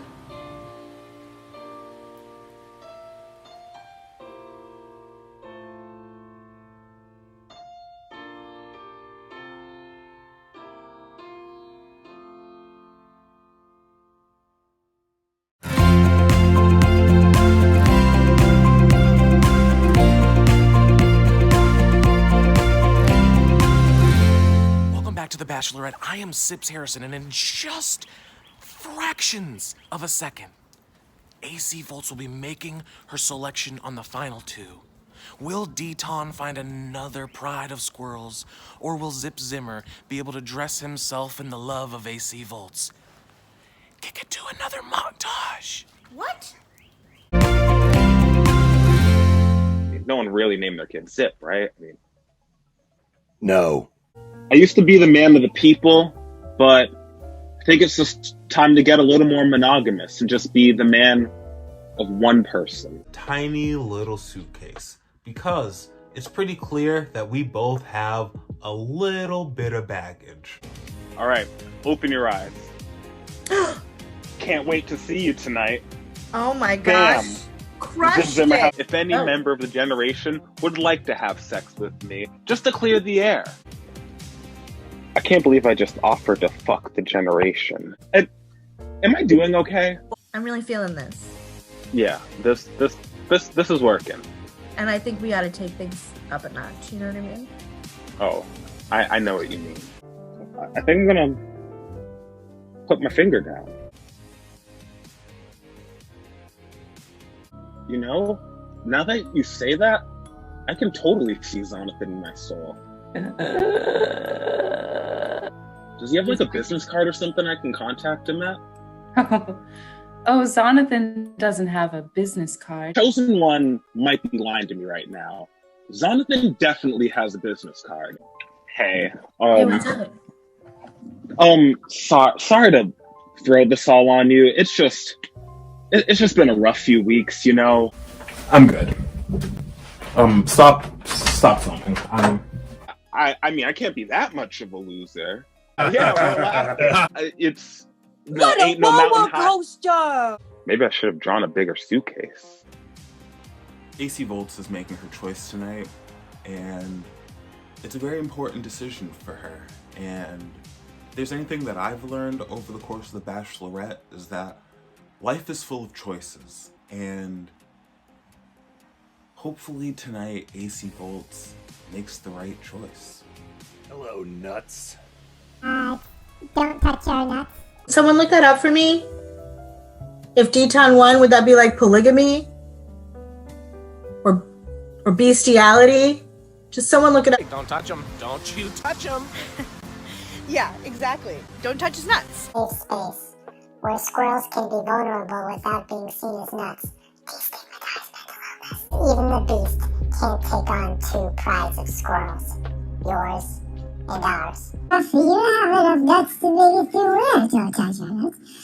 That's what I promise you. He does still think I am a pride of squirrels in a mech suit. I also think that. What are the nuts that you have behind you? Like, are they like acorn size? Are they walnut? Are we talking pecan? I gotta know. Best part of acorn tops is there are no bottoms. No, you stop. No, you stop. Oh, we're off to a very tense start, aren't we? Oh boy. Just, maybe we could take a selfie? A selfie? I don't know. Is that cheesy? Alright. Do you want to get closer, or? Oh, just us and that's a huge... Emotionally strategic. Tactical advantage. I have a hole where we can go when it's cold. This is my wife, Martha, and get your damn hands off my nuts, pal. Wow.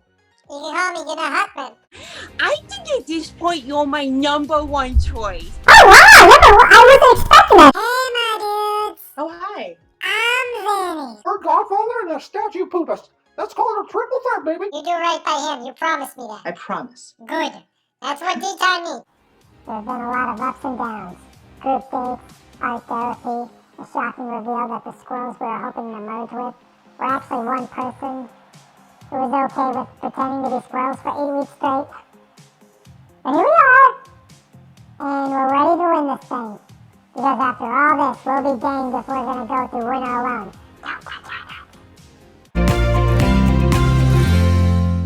Welcome back to the finale of The Bachelorette. I am Sips Harrison, standing here with AC Volts, and it is decision time. AC's two lovers, her paramours, waiting in the ring on her decision. Will someone find happiness, or will there be heartbreak? AC? Okay.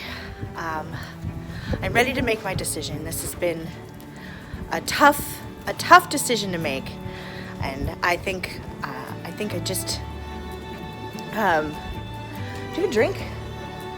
No. Okay, we're ready to go. We're doing this thing. Deton, I have enjoyed all the time we've gotten to spend together outdoors and the couple of hours indoors that we got to spend. I'll never forget them. I really enjoyed meeting your family, and you're so soft, just like I thought you would be. But unfortunately, you are squirrels, and I am a human, and I'm afraid that this is where your journey ends, and I wish you nothing but the best in the coming winter. Well, I for one am not cool with that decision.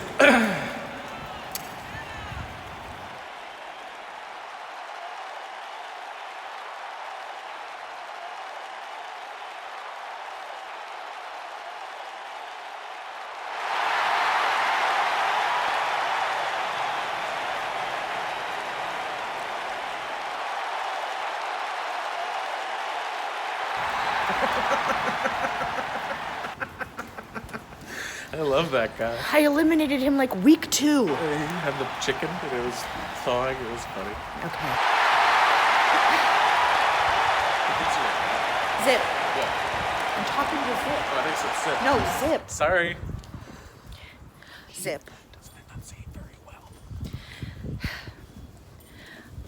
I think that the both of us have grown a lot during this journey, together and separately.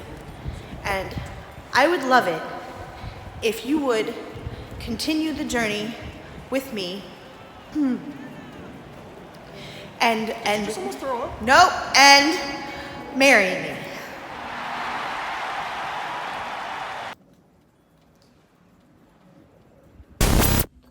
AC Volts, I'm honored that you've decided to give me your final chair. Unfortunately, I can't accept it. You see, I used to live a life that was burdened by attention, whether it be wanting to be the CEO of the Men's Warehouse, or running for governor, or competing against 5 squirrels in a mech suit for your love. But recently, I've been unburdened by all of these things. Unburdened by wants, unburdened by the excess of humanity, and I have been shown the light, and I have been shown the mountaintop.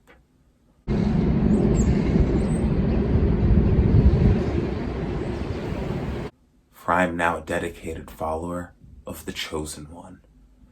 AC Volts, there's room for everyone on the mountaintop. Come join us.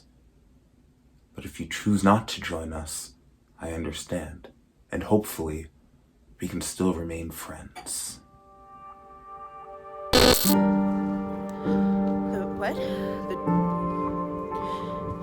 He rejected me. Jonathan, the chosen one.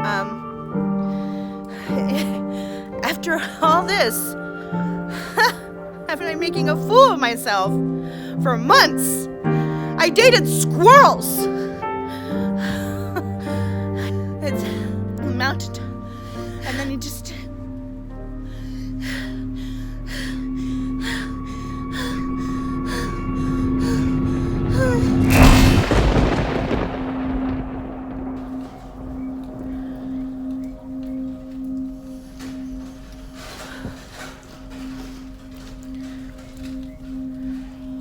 Where's the chosen one? What?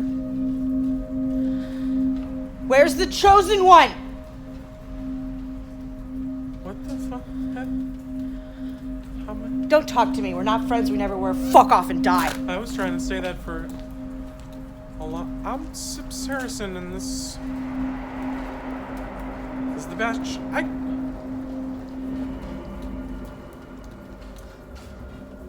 In just mere moments.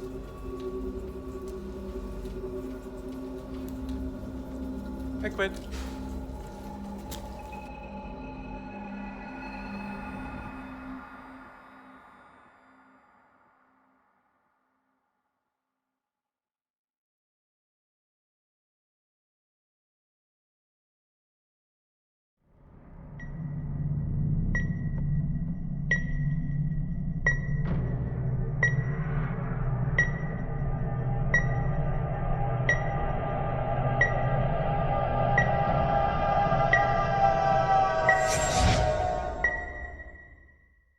Hey man, I just gotta say thank you. I had a great talk with Mother, and you're right, there were things that needed to be said. I gotta say, I'm feeling a lot better. See? I told you. Okay. You don't have to rub it in. All right, Doc.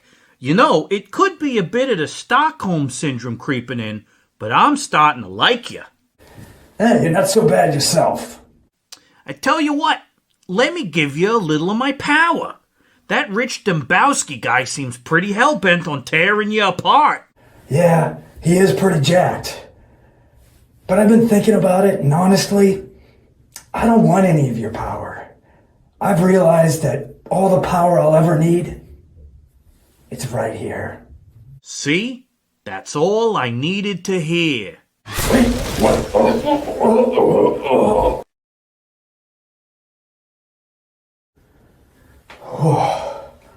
Oh my. I feel so different. So strong and powerful, but in a weird way. Well, that's called sensuality. Oh, baby. Wow. Voila! You look great. A true love doctor. Thanks for everything. But I should get you back to your rightful owner. The governor? Well, that guy let me get taken by you. If he wants me back, he's gonna have to fight me for it. And make it worth my while. Okay, sounds good to me. As for you, Rich Dembowski, the future, I can't wait to see you in the ring tonight.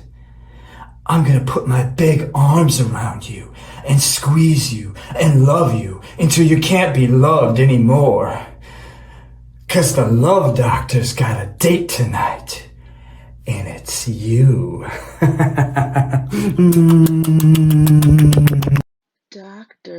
Doctor.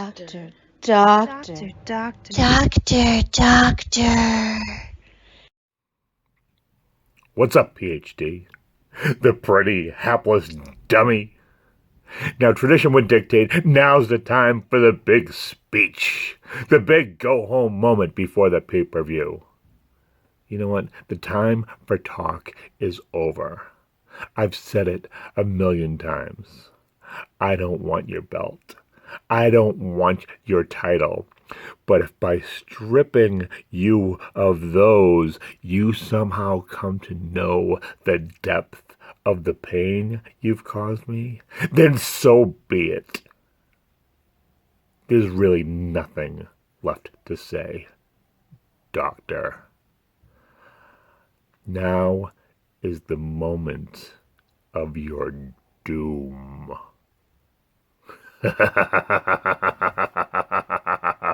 I'll see you in the ring. Hardcore action, but it's not Monster Darcy and Lauren Baby Powers. No, it's Rich Dembowski taking on the Love Doctor. Yeah, this is, it seems that the heart of New Jersey has impacted, the Doctor in quite a significant way, but either way, the espionage has finally built up to this. Rich Dembowski challenging the Love Doctor for his Hardcore Championship. Rich Dembowski's quest for championship gold in QAW is never ending. And he gets an unlimited amount of title shots due to a deal that he cut with the devil. That does explain the skeletal features on his face. He lost a lot of face skin. Apparently, he's just undergoing. It seems that he's become what he used to despise. He's resorted to some kind of. I'm just gonna straight up say it. Seems like he's on roids.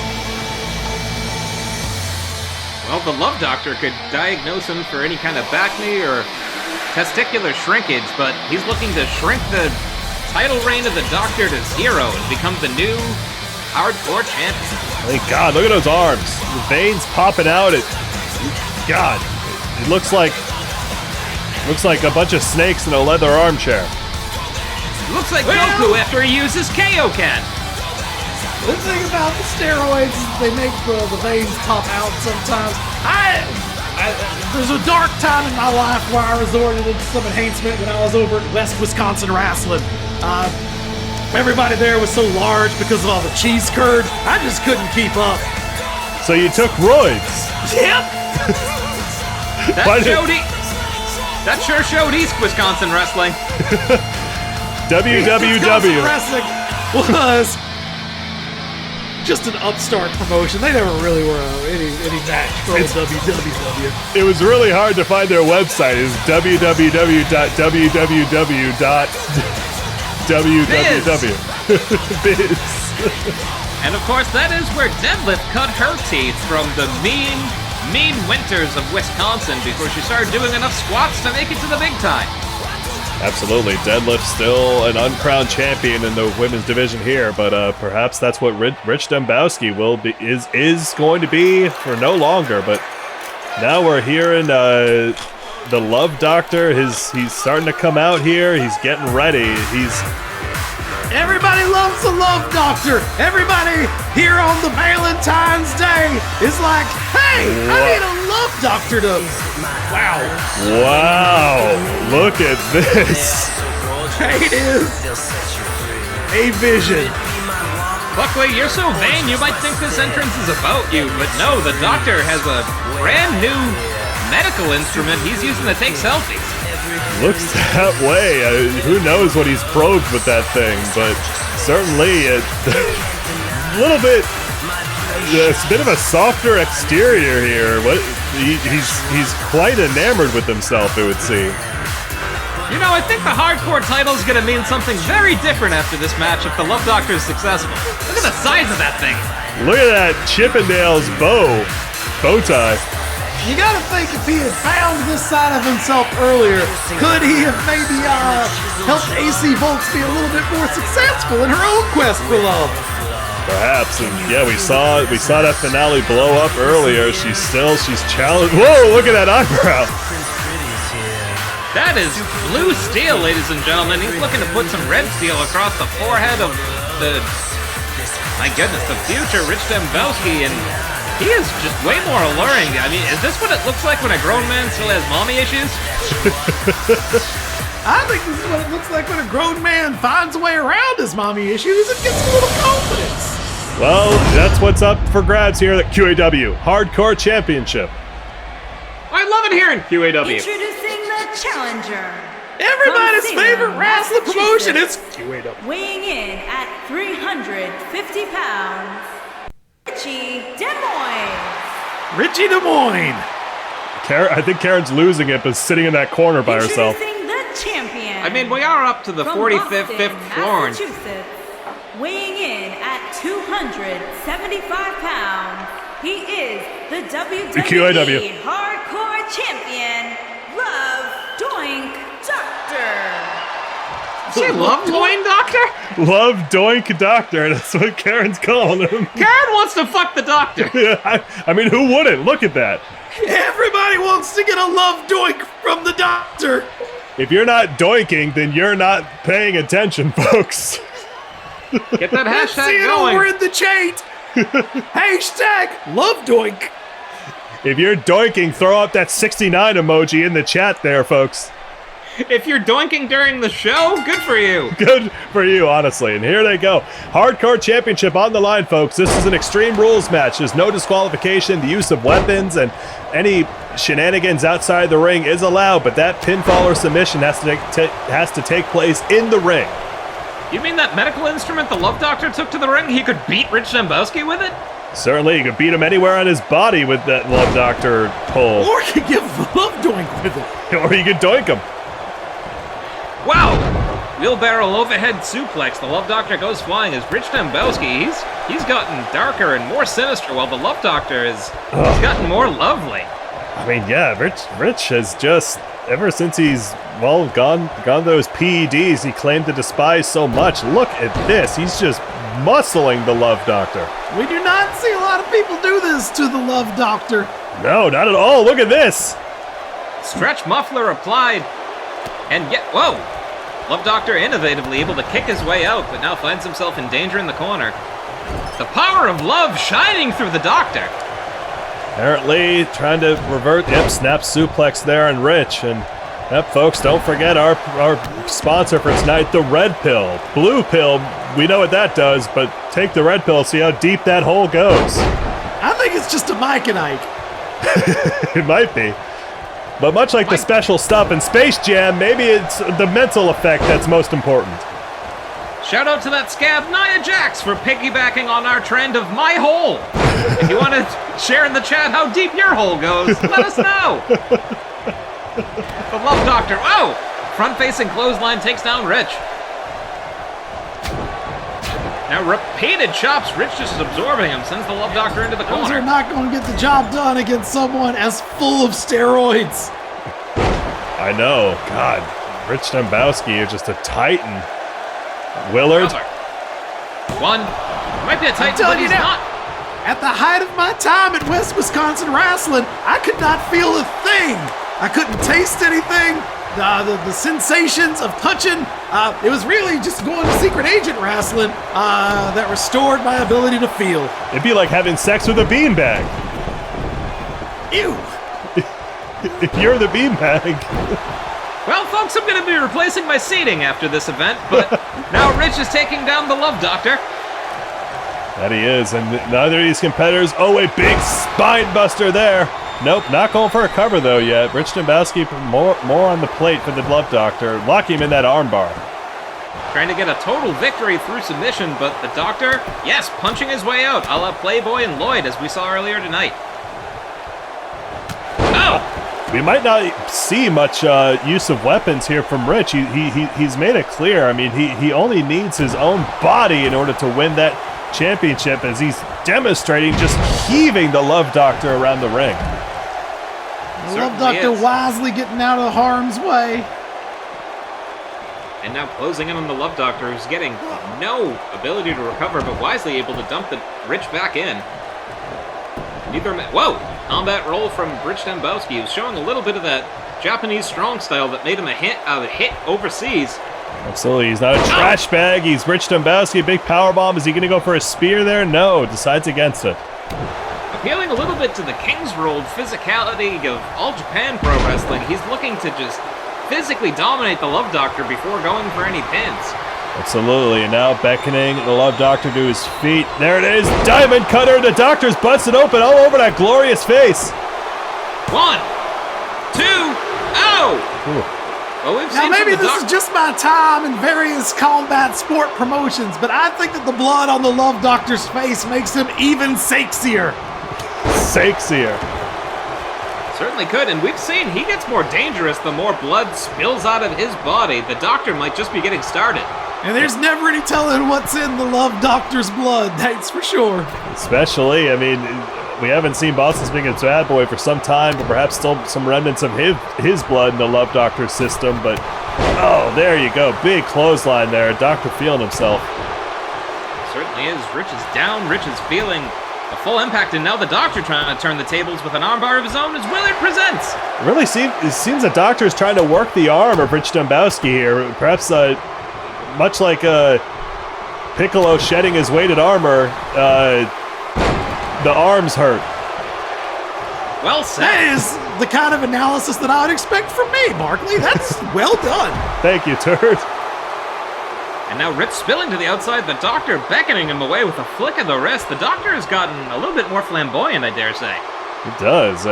Really feeling himself. You can see that woman etched on his tights there. He's, what kind of woman wouldn't want to get with the Doctor?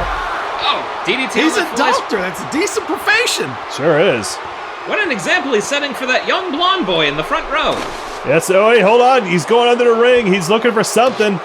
Well, the match just got hardcore. Oh, God. Oh, my God. Baby hammer to the lower back. We saw Baby Powers utilize that sledgehammer to almost sever AC Volt's spine, and the Doctor's doing the same thing here to Rich. This is what makes this title hardcore, folks. Use of weapons not only allowed, but encouraged. Short of having sex in the ring, that is the most hardcore way to have a belt. The night is young. It is a Valentine's Day show. Somebody should probably get a love doink. There are more Gorns left in store, but now, oh my God, locking the Love Doctor in the torture rack. He's using the Doctor's arm to strangle him, but the Doctor using his free arm to bash his head in. And he escapes. Boot to the midsection, DDT, and now Rich is bleeding. He's going for a cover immediately. 1, 2, now! Oh, kick out from Rich. That answers the age-old question, can you draw blood from a stone skull? The answer is yes. Apparently, but the Doctor not phased at all, advising everybody to watch his glorious face. And now up to the top, is he going to look to hit? No, he went for King Kong knee drop there. I thought he was going to go for the prescription. Not quite. Hey, Buckley. Yeah. What do you call it in the NBA when somebody steals your girlfriend? What? Getting doinked on. Okay. 1, 2, oh! Rich trying to doink the Love Doctor. Well, I'll be doinked here unless something happens. Well, that's the trick. Somebody's got to get out there. We have seen one weapon attack. That is not enough weapon attacks to win a hardcore match. You got to get out there and you got to find your hammers, your chairs, your individual cheese graters. You really got it. Now, Rich insistent locking the Love Doctor in the banks of the Raritan, but no, Doctor flips him out.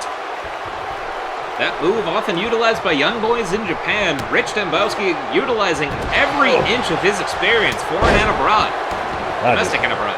Hulking up there. I mean, you're right, Turd. It's an Extreme Rules match. Both of these, they have so many more tools at their disposal that they're not using out of pride, it would almost seem. 1, 2, oh! And the pride of the Doctor gets that shoulder up. I mean, you have to wonder if perhaps, I mean, maybe it's super hardcore to be using all those steroids that both of these competitors have been injecting into their bodies, but now another diamond cutter on the Doctor. That is an excellent point. These guys, I'm surprised that there's any human blood to bleed. I know. It may not be. It might be mostly anabolic liquids at this point. I'm honestly surprised that after busting Rich Dembowski open, the Doctor didn't take a quick taste. Oh. Would make sense. Oh, God, constantly collecting samples. He was on the Monster Darcy serum for a little while, but just drawn ever closer to this new side of himself. And now, look at this. Might be looking for some more hardware. Literal Christian hell be damned as the Doctor... He's got a table! He's got wood! He has got wood! The Doctors are... No! But Rich coming out there. Very smartly ditching the table to engage. Now that Rich has got a hold of the Love Doctor. Oh, suplexes him right on that table. Not protected by the ice cream sandwich on the outside, hitting that hard wood. Look at the Doctor bleeding everywhere. Choke bomb to the Love Doctor. Rich might be looking to weaken him entirely on the outside. And is it another diamond cutter? If he rolls him in the ring, this could be it. But no, he's not. He went to the well too many times. Seems that way. The Love Doctor looking to fight back, gets a kick reverse and eats a drop kick right in the face.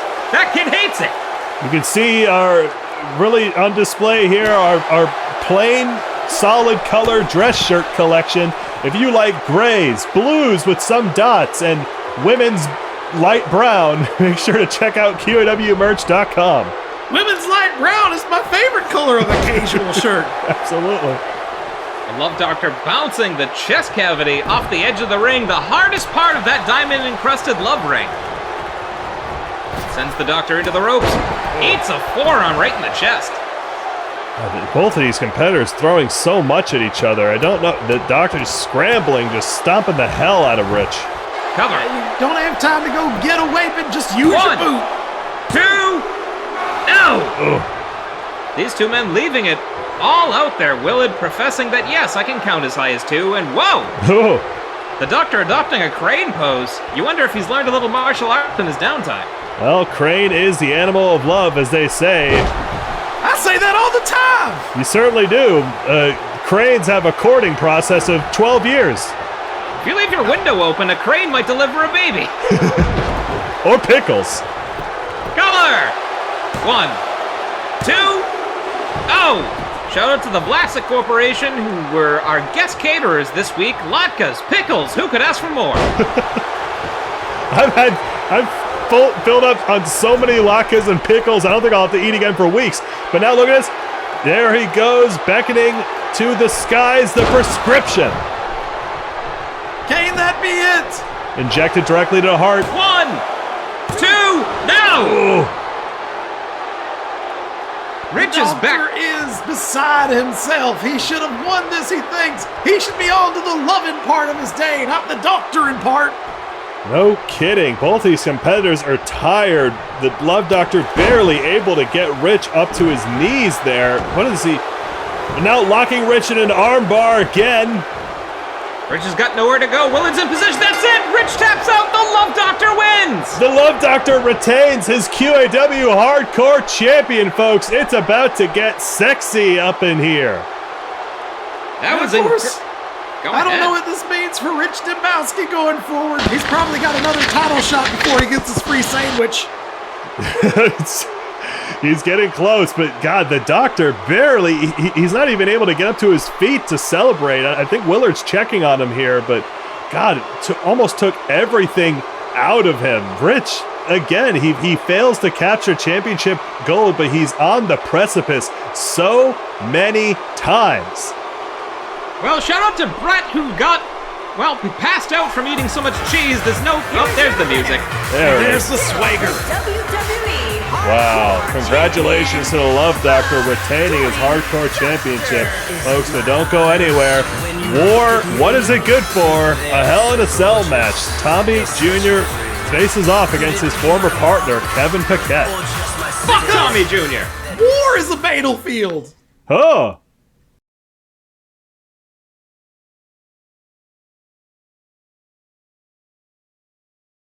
The Punisher is dead. Hello to everyone watching out there. I'm sorry for being so dark in the first frame, but I'm fine. It's more of a metaphorical death. When I first started here in QAW, I was like a lot of you. I was lost, angry, violent, and that got me pretty far to begin with. I was undefeated. I had a world championship match against Lloyd Legacy Sharp, and I got this close. But I lost. I waged war against a bunch of squirrels. Not even Deton. I would find myself walking down the street and I would see a squirrel and I would just lose it. I thought being in a team with Tommy Jr. would bring me closer to something. I don't know what it was, but something. Then I met Claire. You already know that story. It's time to start a new one. In saying that the Punisher is dead, I am saying that I am no longer the same person I was when I started here. So if I'm not the Punisher, who am I? I am thoughtful about the world and people around me. I am honest with myself, no matter the cost. I am emotional, but not afraid to show it. Professional wrestling's greatest artist, on my way back up the QAW ladder. Empathetic to the point that it hurts. I am Tommy Jr.'s reckoning. I am the poet. Now I do know.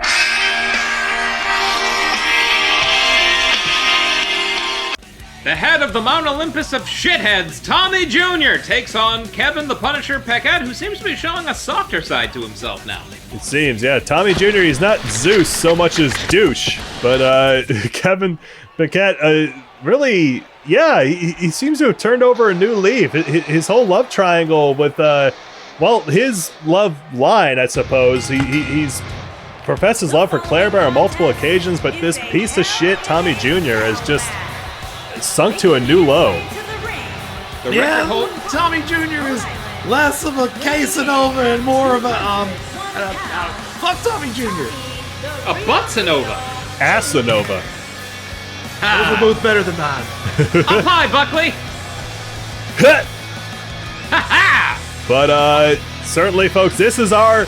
Well, we haven't seen this actually in a long time, folks. A Hell in a Cell match. This isn't like a steel cage. That unrelenting structure will be placed. The perimeter is outside of the wrestling ring, and just first pinfall or submission wins. But being trapped in that cell, who knows what kind of chaos these two can get up to.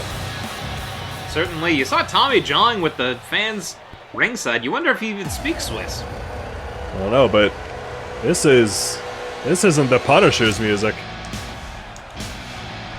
Or is it? Look at that, folks. Kevin, he's no longer the Punisher. He's the poet. Kevin, the poet Paquette, is here.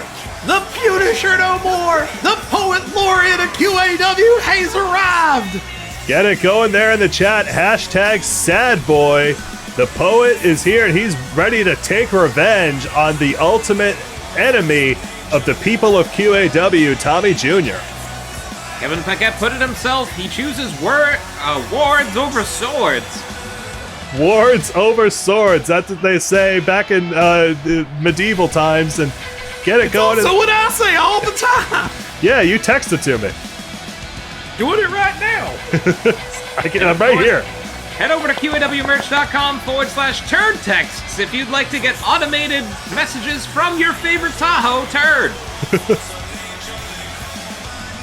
The poet looking focused, looking strong, looking clean. He sometimes is a bit shaggy, but looks like he's put on his best to take on his former tag team partner. Seems that way. We've seen love transform so many of our competitors here. Certainly have. Clad in some pink gloves, and now Willard kicks us off. This Hell in a Cell match is underway. Hurricane Rana from the former QAW Men's Champion, who holds the record for the shortest QAW Men's Championship reign of all time. He does, and speaking of, folks, tonight's main event, it finally is here. Juicebox defends his QAW Men's Championship against the commissioner of QAW, the head of the generation, Diamond, David Thomas. Don't go anywhere, folks. Overhead belly-to-belly suplex. The poet now taking control of Tommy Jr. buries a forearm into the mush. Tommy with a strike to the back. And again, we say it every week.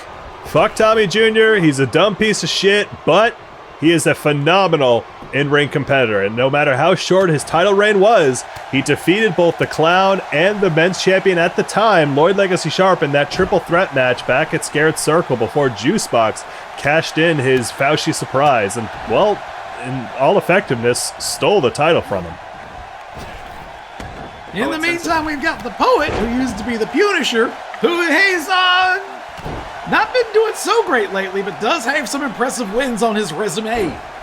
He does. Oh, God. Still seeming to retain some of that Punisher edge. Just taking it to Tommy.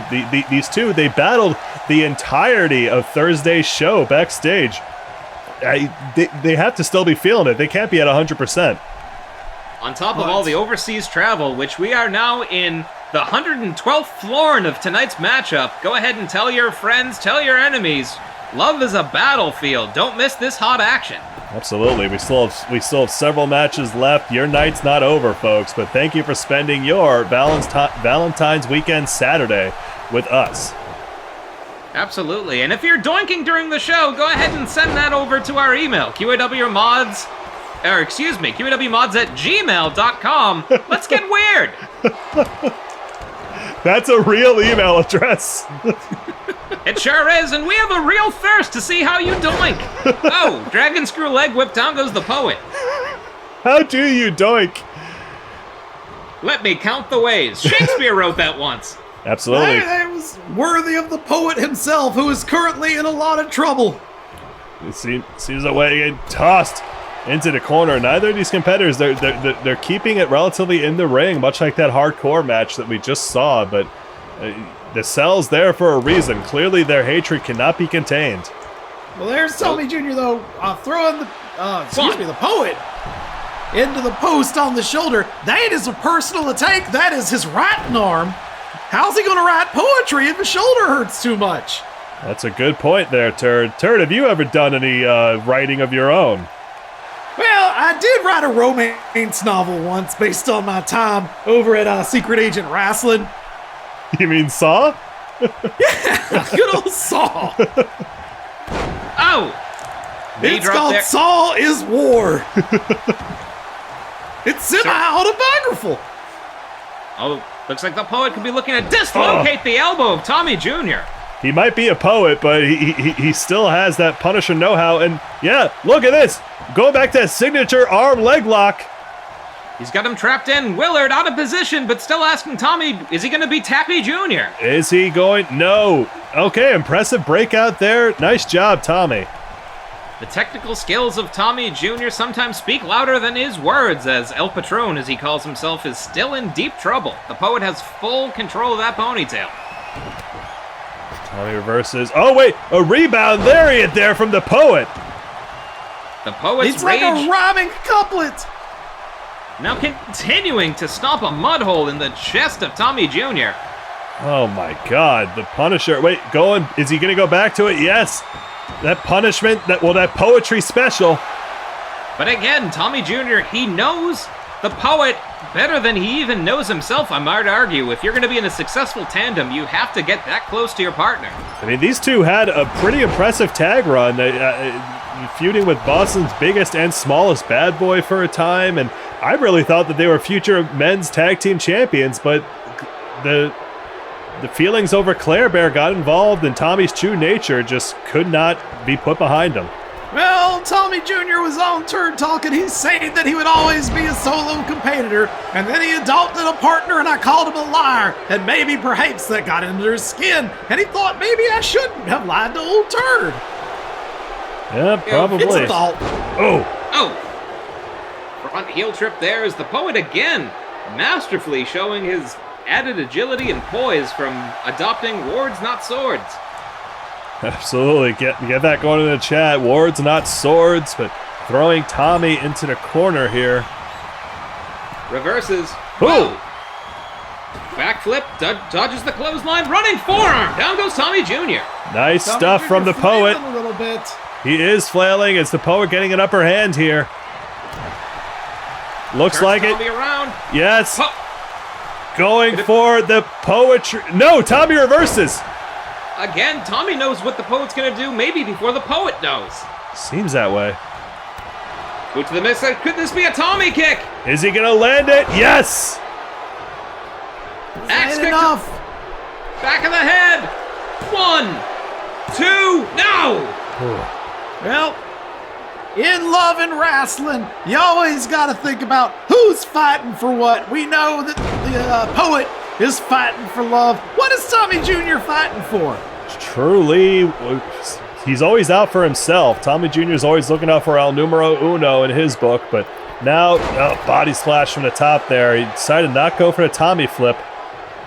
Abs on abs on abs. No one can ever deny the physical prowess of Tommy Jr., but the poet, not intimidated, sends him in. Not at all. Elevated shin breaker, looking to take out the wheels. And again, he keeps going back to that poetry special. He's trying to neutralize the limbs of Tommy here. Now a thumb war initiated by Willard. Tommy's in deep trouble here. Is he? Is he going to tap out? He's fighting it, and whoa! The Punisher lets him out. I mean, the poet lets him out. You gotta think, if it's not working, you gotta keep on that advantage. He had to maybe think that Tommy Jr. was on his way out. He was not going to tape, so you gotta keep on top of it, and you gotta wrestle him into some more pain.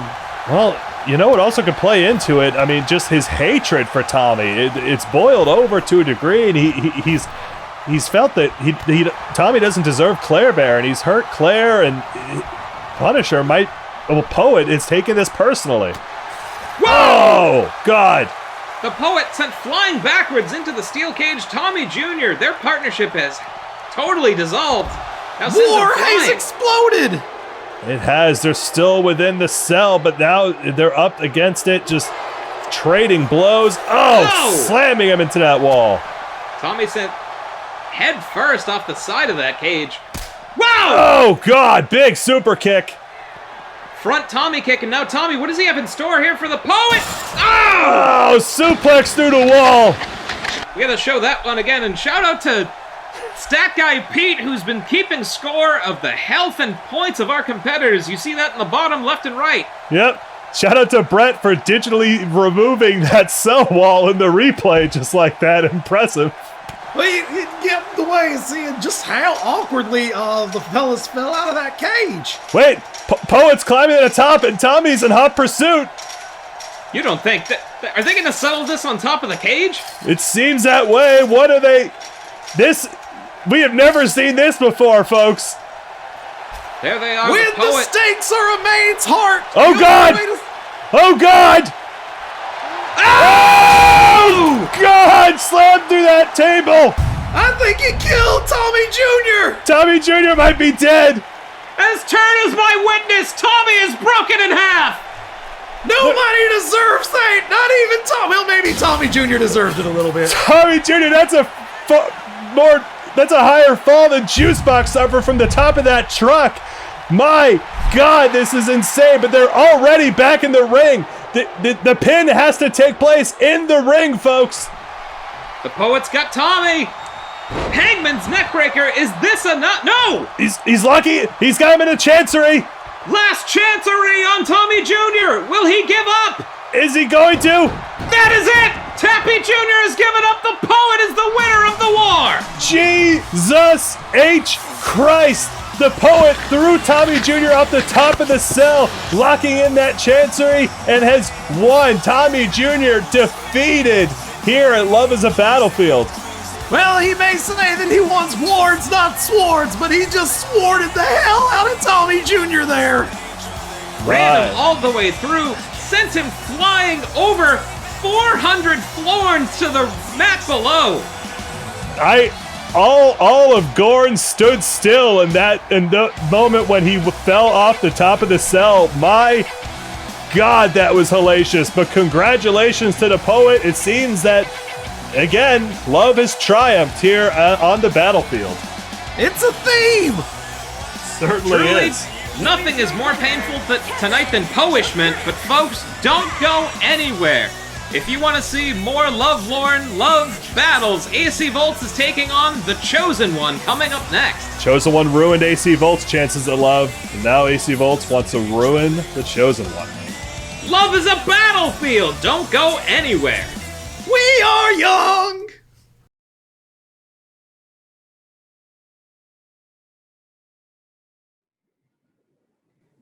Greetings.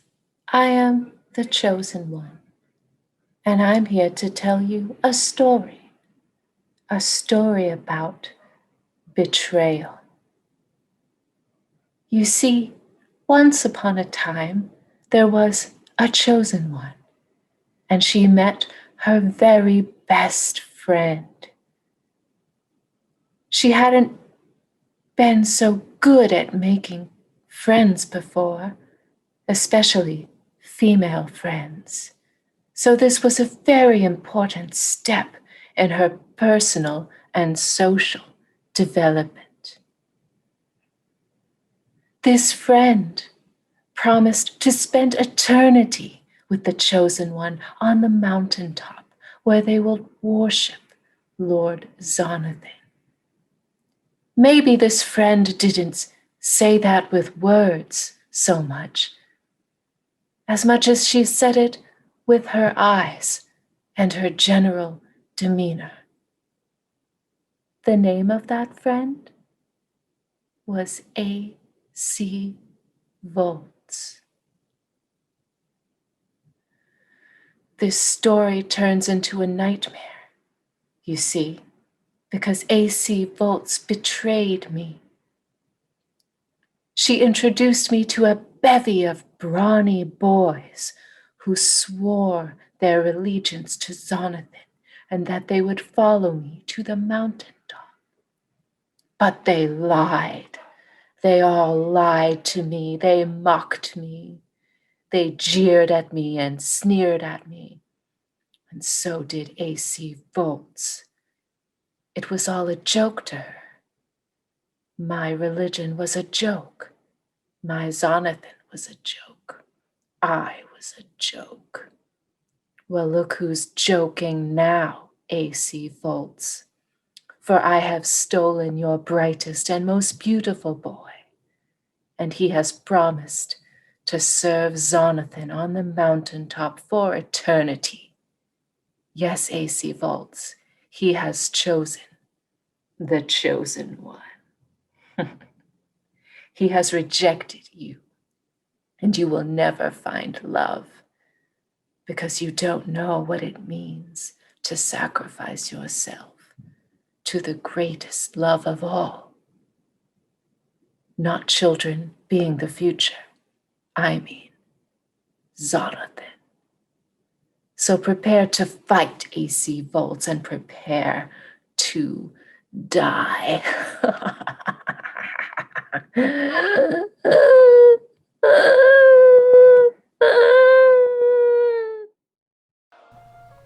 And now the Lord and Master of the Mountaintop, the Chosen One, takes on the lovesick A.C. Volts. AC Volts there. I don't know what the hell happened. She something's broken within her. She presented the final chair to Zip, but Zip has turned her down. He's forsaken it. And whoa! Spooky. The sheer power, the influence of the Chosen One, truly limitless. But AC Volts, again, she wants revenge. She's challenged the Chosen One, and the Chosen One, all the more happy to honor her Dark Lord Zonathan, has accepted. Well, Zip Zimmer has had a troubled life, being locked out of the Men's Warehouse fortune, losing his bid to become the new governor of New Jersey. I think sometimes when things go wrong, you look for answers in places, and the Dark Lord Zonathan must have told him an answer that he liked. Absolutely. Beset on both sides by her minions, Dollface and Sister, both victorious in their singles debut, and Chosen One, it just seems near unstoppable. As you said, this treacherous trio, unpinned, unsubmitted here in QAW, and the Chosen One, a hush falls over the arena. These Swiss fans don't know what to make of it. Absolutely not. Well, Turd's gotten caught up in a cult or two in his time. You have. Yeah, it's difficult to make heads nor tails of what to do once you're in there. So I feel like there's probably the good folks here in Zurich. They're taking it all in. They're getting the lay of the land. Maybe they're thinking they want to go to the mountaintop for a spell or two. It's basically free rehab. Turd, you have truly lived 1,000 Gorn times. Any advice for our viewers looking to join their first cult? Well, they're always happy to take you in. Make sure that you got somebody on the outside who knows your safe word. Wait, hold on. Gorn! What? Uh-oh. The lights have gone out. Oh my god. Fire rising from the stage. Is the Reverend back? I don't think this is the Reverend. Well, this certainly couldn't be AC Volts. Or is it? My God! What happened to her face? What has happened? Her eyes as black as the Zurich night sky. Her veins bursting out of her face. This is unlike anything we've seen before. She is moving slowly, she is moving deliberately, and she has got the hate in her eyes like someone who has pared down the best QAW suitors there were, only to find the one she chose. Went and joined a cult. Literal Christian hell hath no fury, like AC Volts' scorn. The mountaintop has taken so much from her. A chair was last seen being wielded by Dollface. Zip Zimmer has now joined the mountaintop. AC Volts has had enough. I mean, we've seen what heartbreak can do to somebody, and certainly it's affected AC Volts in such a way. Perhaps she's developed some mystical influence of her own. Certainly possible as she slowly ascends the steps here. I wonder if the Chosen One, for the first time in her QAW career, has bitten off more than she can chew. There we go. Who's got the creepier entrance? That's what we want to find out. Also, we want to find out if AC Volts will win this match that her broken heart has set. Well, AC Volts' dong echoing throughout the arena. We'll see if that dong can doink. Get that hashtag going. Dong for AC Volts, doink for the Chosen One. And vote in our predictions here. Bet those channel points as we kick it off here. Oh! Immediately, wow! Driving AC's head into the mat and then a boot to the midsection. You wonder if AC even feels this pain. She might be fully numbed up from all this love ache. No, blocking that Inseguri there. She did come up right away, but also did to the Chosen One. These two are going to have to put a lot of pain on each other. There's going to have to be a lot of hurting, a lot of fighting, a lot of fisticuffing, a lot of wrestling.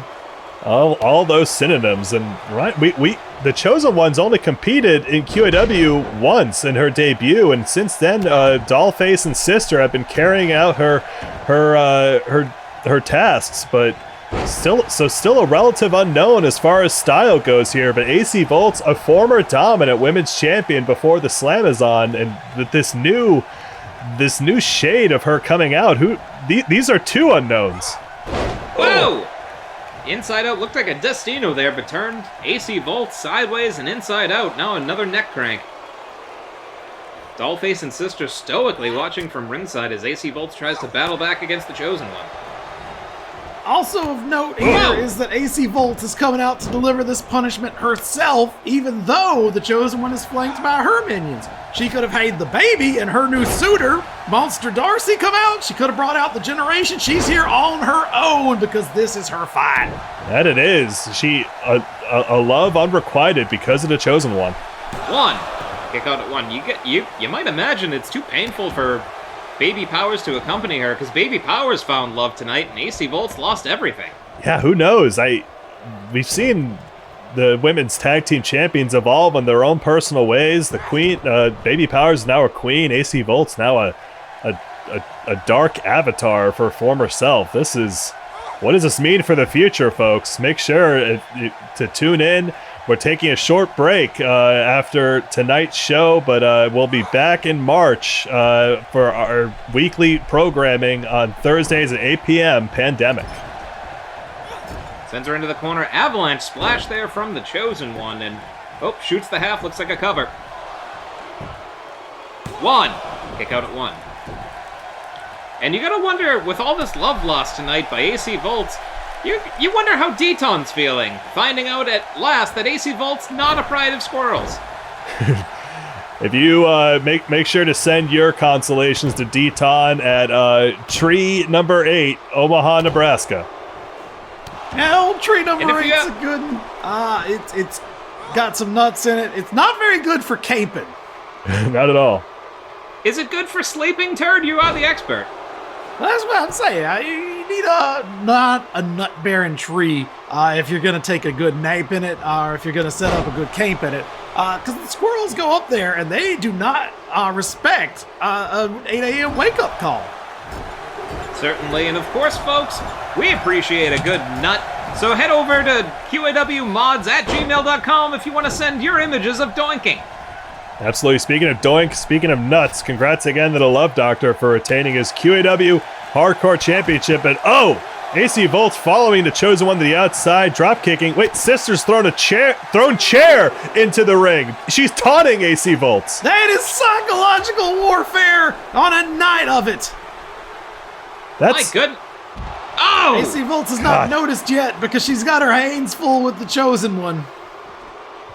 Oh my god, well I just hope they stay a relatively far distance away from Karen. I do not want Karen to get swept up in this cult. Yeah, Karen, but Karen sitting next to our timekeeper there. She's got company, that's sweet. Our timekeeper, Arpeggio. He was raised by a piano. Him and Karen have so much in common. And now AC Volt's back in the ring. The Chosen One. I don't think AC Volts even managed to see Chair. I think Willard helped her out there. Oh god, but hitting the shocker on the Chosen One. Cover! Oh, but Willard distracted by Sister, that sex pest. Willard giveth and Willard taketh away. Sister just spewing the teachings of Zonathan at Willard. He couldn't help but be enthralled. The word He doink. seems like the sort of fellow who might join a cult. Oh, absolutely. And of course, if you want to join the cult of Delia Payne, head over to fansonly.com/Buckley's Tattoos to see her cocktail recipes, the art she's put on Buckley's body. Absolutely. She's put so many tattoos on me, I look like Post Malone standing in front of a projector. You probably think that you are better now, and you are. Absolutely. But now the sister distracting AC Volts, but AC Volts able to catch the Chosen One in the act. Mind games. AC Volts lost the QAW women's title when the Generation accompanied her, and now she's feeling what it must have felt like for the Slamazon as she's taking on a relative army. Chosen One beseeching Zonathan, looking for that divine power. The Chosen One, AC Volts, she doesn't see this coming. Oh! Drop kick to the back of the head. That's gotta hurt. Now following up with some lariats, AC Volts on her heels. The Chosen One nigh unstoppable, it would seem. You're never fighting against just the Chosen One, you're fighting against the entire mountaintop. She is Legion because she is many. Down goes AC Volts. Elbowing the head there, just trying to knock her out. And now locking in the baptism on AC Volts. By the throat. Is this enough? 1, 2, no! There it is! That's the kind of kick out that comes with pure hatred. And it is, but oh my god, are we about to see the Chosen One setting up for... No, hold on. Putting down AC Volts. She's torturing this poor forlorn AC Volts, who she's been QAW Women's Champion. She's won half of the QAW Women's Tag Team Championships. Now she's being stopped. Oh my god, the Chosen One, she's assumed her ethereal demon form. Zonathan's possessed her. AC Volts she's in serious trouble. Beckoning her for the cleansing. Cleansing, but she's close to the ropes. 1, 2, no! Oh, last second kick out. She's given up on love and pure spite, driving AC as, whoa. Looks like the Chosen One was trying to teabag her there. Cannot cleanse someone who is running only on malice, and that's all AC Volts has left. And unfortunately for everyone else in QAW, that's when she's at her base. Certainly seems that way. She's the first person we've seen to survive the cleansing. She's still in this, folks. Certainly is, and surviving the feet of the Chosen One, which we understand she hasn't worn shoes in 10 florins. Wait, diving through. Oh, that torpedo DDT. Shades of classic AC Volts.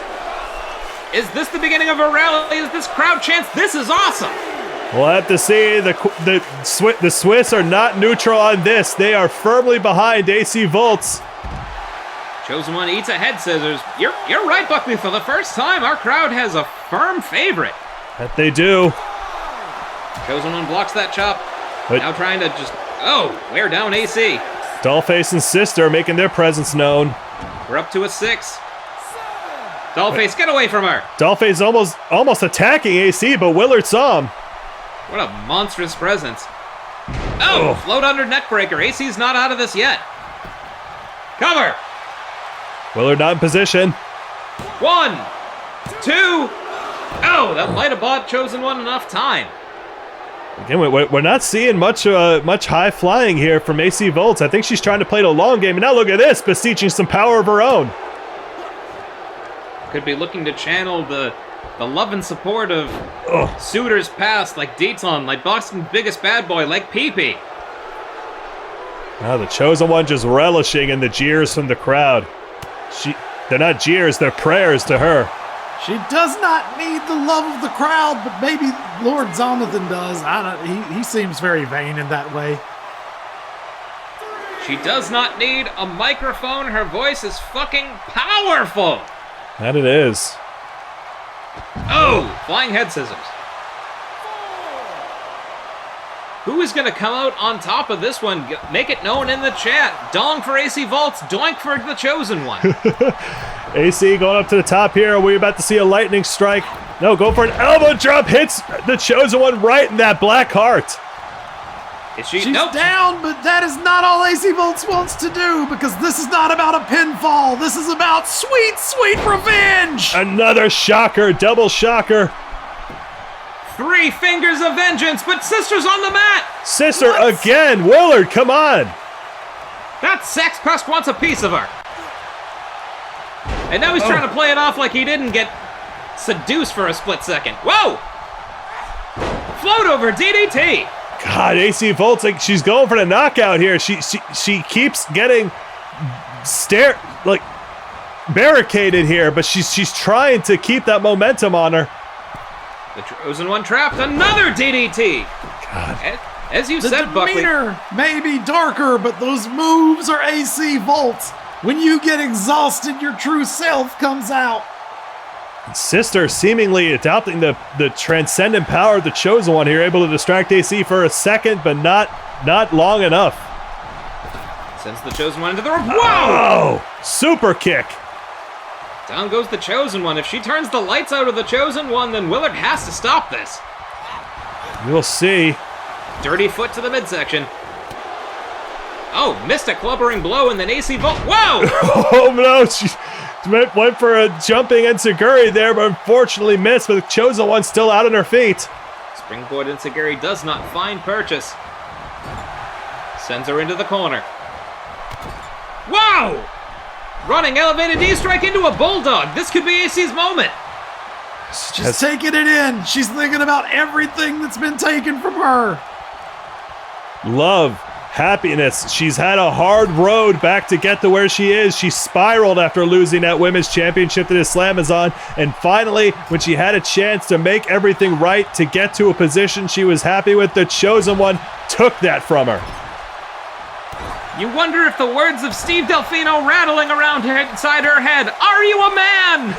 Who knows? Oh! Chosen One sweeps out her foot, Sister celebrating. Dollface staring on ominously. After all that offense, the Chosen One seems to be asking for more. Dollface menacingly standing over AC Volts there. What is he planning here? Oh, wait, get your hands off her! Presenting her for the Chosen One and not throwing her back in the ring. Willard too afraid to stop this. Intimidated because he might be a sex pest, but he's also a coward. That he is. Now the Chosen One has AC where she wants her. Oh, knee right to the chest. Oh. Could this be Tarantula locked in? Again, being possessed by that spider-like demonry of Zonathan. But AC Volts, she's not under the auspices of Zonathan. She goes for an inside cradle. 1, 2, no! Oh my gosh. Almost able to escape this living nightmare. Wait, she's going for it again. She's locked it in. 1, 2, 3, using her own spidery ways, she wins. AC Volts sneaking in a pinfall over the Chosen One. The Chosen One, her first lost. My God, AC Volt's nailing that upset. She has taken down the Chosen One at Love is a Battlefield. Once again, the wrestler who's fighting for love is the wrestler who comes out on top. Well, this was more revenge than love, but you get this, like a result of the love. Like, there was love, and then that was replaced with pure vengeance. Not unlike John Wick, the franchise. Not unlike John Wick, but if love is a dish, well, revenge is best served cold, love is best served spicy. But Lacey Volt's full up tonight on victory. Congratulations, but still, almost a hollow victory of sorts. She may have taken down the Chosen One, but still, Zip Zimmer has gone to the mountaintop. What does this mean for the future of AC and the generation and AC Power even? Well, Zip's on the mountaintop, but victorious here on the Swiss Alps is AC Volts. Sure is skiing into the hearts of these Swiss fans who are on their feet in appreciation of this Bachelorette. Well, folks, don't go anywhere. We have 3 matches left. Coming up next, Road Rage defends his jingle belt against the strong arm of the generation, Wellington Arms. Santa Claus is coming to Zurich! Well, D-Town, you've done it this time. You couldn't find another pride of squirrels, and even the human woman won't team up with you now. Looks like this winter you're all up. What? Who said that? Steve? They call me Esquire Steve Esquire. What are you doing here? Well, that, my dude, is a long story. Okay, guys, I see what the confusion is now. When you asked who's the imposter, I thought you were asking which one of you has been a squirrel pretending to be an astronaut this whole time. Because that's me. I didn't realize you were asking who killed Joe. I'm looking at you, Cameron. So you see, this is all just a funny misunderstanding.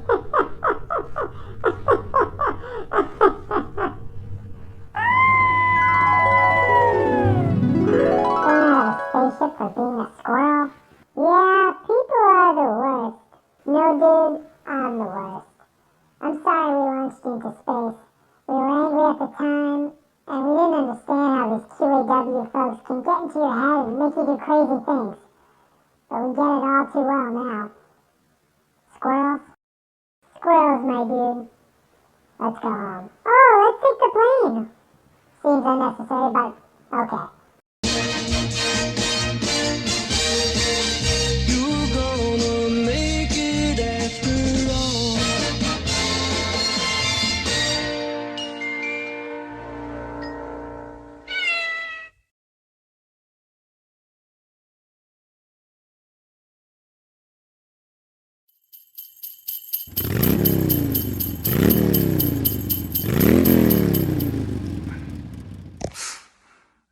Wellington Arms.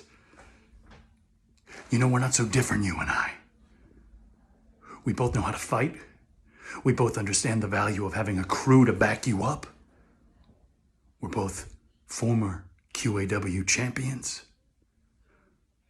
We're both OG QAW superstars. We've been here since it started. And I know that we're gonna be here when it ends. Huh. It's like we're destined to do this dance over and over again. It didn't end then, and it's not gonna end now.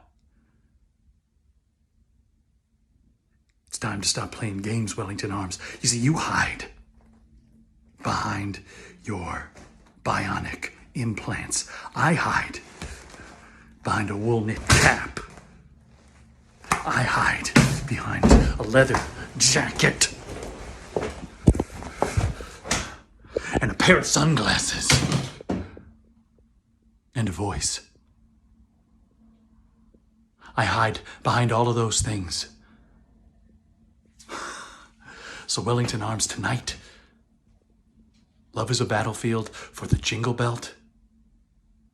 No more hiding.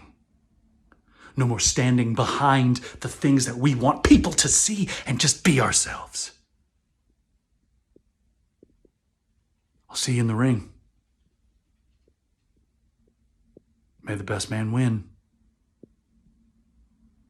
And then let's do it again sometime.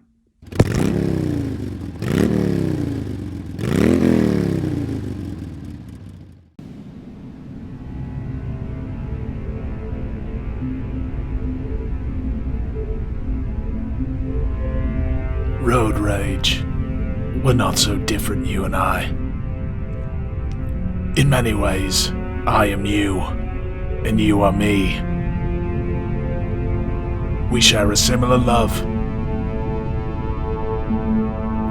However, your metal is merely a diversion.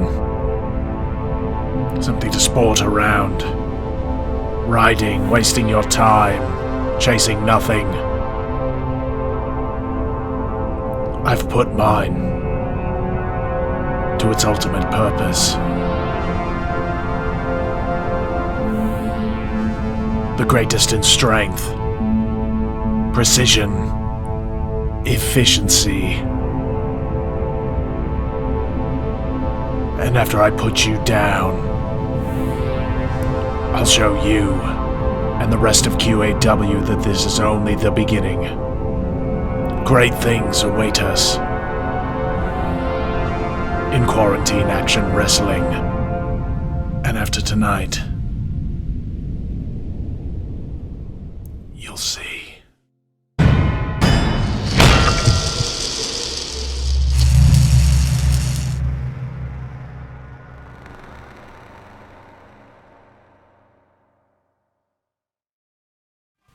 And now tonight's penultimate contest, Wellington Arms, the strong arm of the generation, takes on Road Rage with Spooky Santa. Road Rage having won that jingle belt on New Year's Eve, Christmas Eve, War on Christmas, back in December, and has held it ever since, but under the tutelage of literal Santa Claus himself, or as he's known here in Switzerland, Big Snowy Green Bread Man. The big snowy. Oh, that's sweetness. It is, isn't it? Shout out to all of our Swedish viewers who we wish a firm and sexy doink. There he is, having disappeared for months alongside Diamond, and returning on New Year's Eve. Wellington Arms is here. Well, I can tell you, Wellington Arms was my guest on Turd Talk before this, and I have learned exactly nothing about what happens to him and Diamond. From what I understand, they were trying to build a giant mechanized war machine that could fire a nuclear ICBM from anywhere in the world, but that's just me speculating. That's certainly a possibility. A lot of talk of patriotism and soldiers and, well, battlefields, but certainly they've come back with a vengeance, perhaps looking to bring back the Generation era. In doing so, they're going to have to win all the gold. Well, this is where you start. You start with the jingle belt, which I don't believe is technically golden, but, you know, you got to start at the start. It's made of mistletoe and promises. And if that's not gold, I don't know what is. Nothing fills you like the lilt of Irish laughter or children's singing, and that's all what the Jingle Belt epitomizes, pure, innocent joy. And a reminder, it was actually Wellington Arms who took the QAW Men's Championship from Road Rage. He created the Wellington Classic and, well, questioningly inserted himself into the end there and defeated Steve Delfino to win a shot at that title, and he did win it. Road Rage, he's got unfinished business with Wellington Arms, and he's looking to settle it and also prove that he deserves that apprenticeship from Santa Claus himself. Well, there you go. Santa Claus is fired up, and Road Rage is ready for a measure of revenge several months in the making. Absolutely. Not coming to the ring anymore with his motorcycle, he's given up the open road for passing out holiday treats to people, even if it's after the holidays. But tonight, we'd like to thank our sponsor, QAWmerch.com/Sherry's Berries. Do you want to eat a strawberry as big as the cap of Road Rage? Head over to that link and buy some today. Absolutely, turning in that motorcycle for a sleigh. He's brought no end of holiday cheer to the children of Zurich and all across the world. But certainly, you have to imagine Wellington Arms, if he were to win the Jingle Belt, he wouldn't necessarily have those same benevolent intentions. Would he also win Santa Claus? Like, would Santa Claus be drafted to the generation with the belt?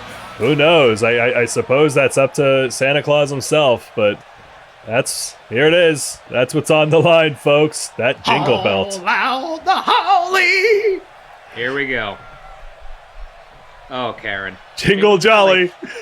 Introducing the challenger from London, England. Correct. Weighing in at 248 pounds. Sure. Wells. She calls him Wells for short. That's oddly familiar. Introducing the champion from Boston, Massachusetts. Weighing in at 263 pounds. He is the Junior Northern Worldwide Champion. What? The Anarchist. We have Northern for the North Pole. And, Can we leave Karen here? Karen does a great job. She travels with us every single week. And you know what? We love you, Karen. Someone has to. Well, get those hashtags going in the chat. Wells, if you think Wellington Arms is going to win, and whatever the fuck Karen said for Road Rage. The Anarchist. Joe and Karen are hitting it off down there. I'm trying to see if there's sparks flying, and I just can't. I certainly hope so, but you know what? Here we go. Oh, God. Well, that's it. It could be. Whoa. Oh, it's not it. Road Rage fights back with an arm drag. Whoa! And a knee right to the metal arms. We haven't seen anybody attack Wellington Arms' arms directly. I think he might be going for the hinge there. It's a questionable strategy, but I mean, it's allowed him to seize an early advantage. Well, you know, it's a new arm on the side of him. So you might want to say, maybe go, perhaps the arm is a little tender from whoever, someone, not the doctor, put a new arm on there. I suppose, but Road Rage, I mean, this isn't the first time they've tangled. He knows what it's like to be pounded by those metal fists, and or doinked, if you will, but certainly looking to get some revenge here and not let Wellington take his new baby away from him. And now, certainly in honor and consideration of AC Volts' outcomes tonight, do you love hinges? Do you love doinking? Head over to hinge.com/QAW, our official dating service to match up with all the single bachelors and bachelorettes of Quarantine Action Wrestling. Absolutely. We're taking a few weeks off to help our competitors find love. They're all going to need a lot of help. That's the one thing. That's really true. This night is taught. We're a fucked up bunch, but we're a family, damn it. I love you, Barkley. Ditto.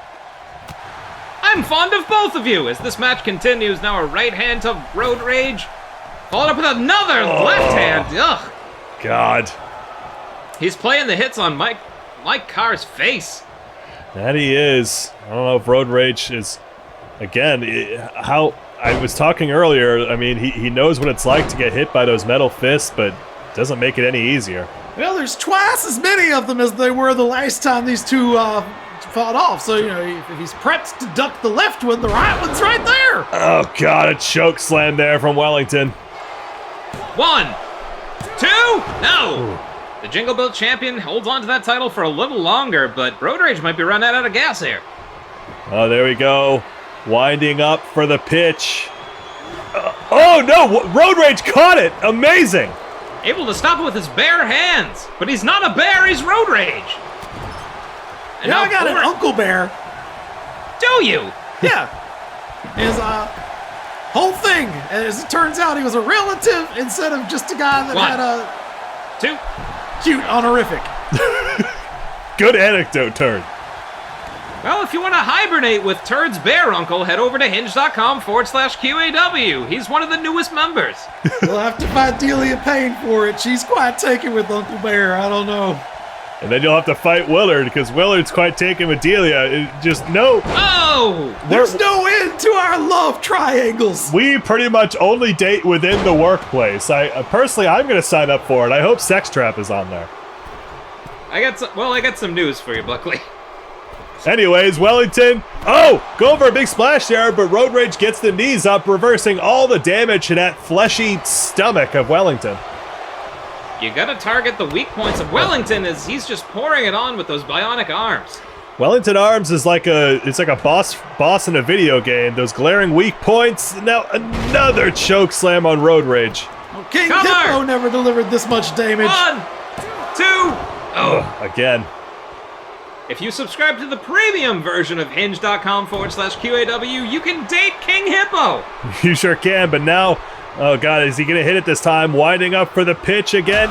Nails it out of the park. No, this can't be the end. Is it the end?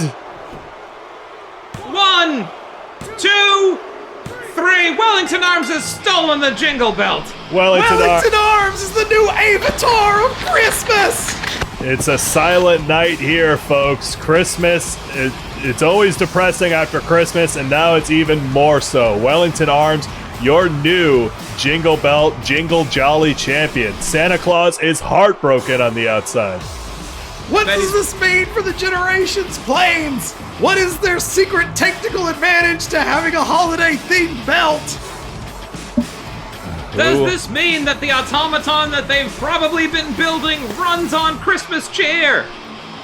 Well, as Diamond says, pain gets the better of us all sometimes, and it certainly has here tonight.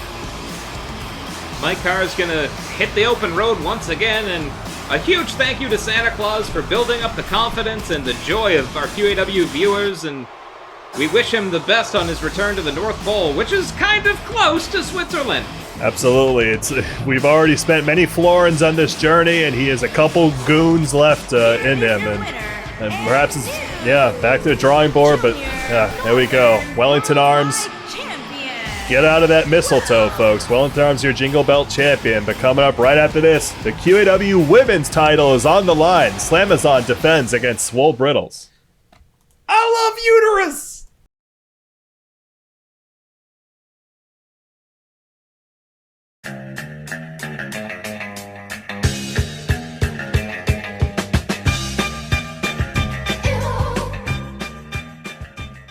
Da da da da da da da da da da da da da. What's gooch, my fellow friends? This is Swole Brittles here, coming at you live from Swole Brittles universe. That's right, Swole Brittles universe. Not a whole universe, just the world I live in, baby. Slamazon and I have a title match this Saturday. Ooh! I can't wait to win. I can't wait to get Beltina. And what am I gonna do with Beltina? Everyone's wondering. I need a new dinner plate. Just Uterus and Delia have used all the plates and they refuse to wash them in the dishwasher. So, y'all, I just need a new plate. And you know what? You know me, I like shiny things. Am I right? Or am I right? Yeah, I like shiny things. That belt is mine. So all out? Think you're better off alone. Swamazon's gonna be alone when she loses her title. Loves the battlefield.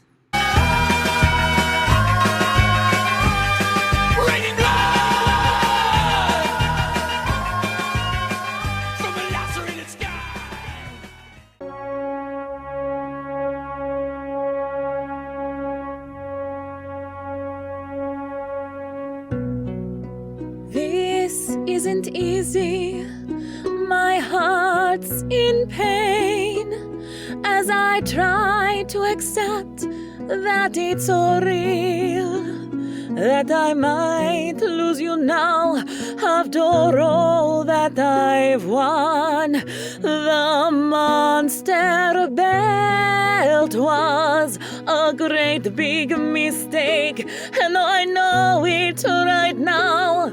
I should have picked up on it then. I just wanted to stay champion.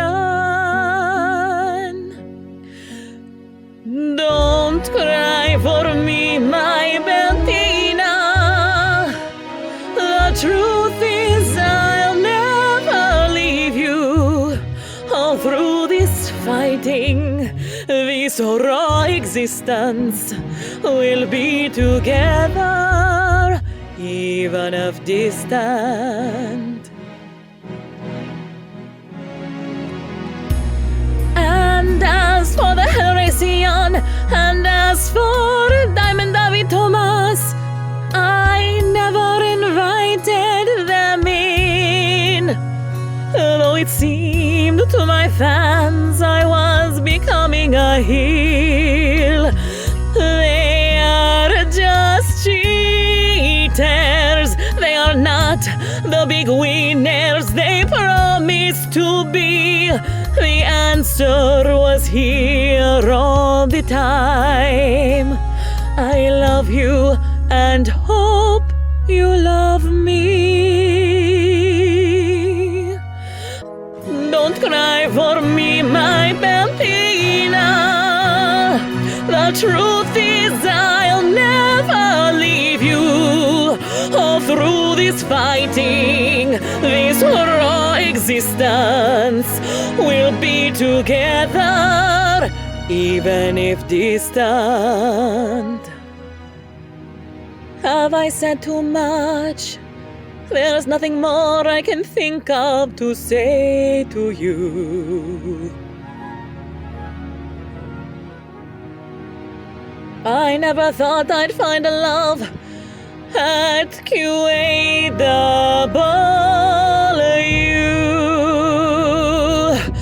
Don't cry for me, my Bettina.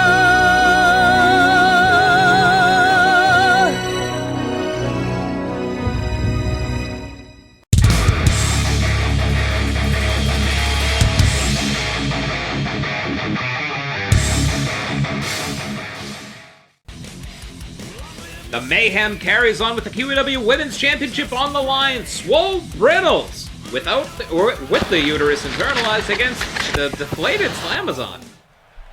Well, it's still, I guess we're not going to know just yet, but certainly the Slamazon has had a hard go as of late, using that monster belt to great effect over Claire Bear, not actually putting Claire Bear on the shelf for a little bit, but since the after effects have been severe. She's lost a lot of her strength, a lot of her fighting ability, and Swole Brittles is looking to capitalize, calling her out, disrespecting Beltina, and challenging her to this title match here at Love is a Battlefield. If there ever was an opportunity for Swole, it's got to be tonight.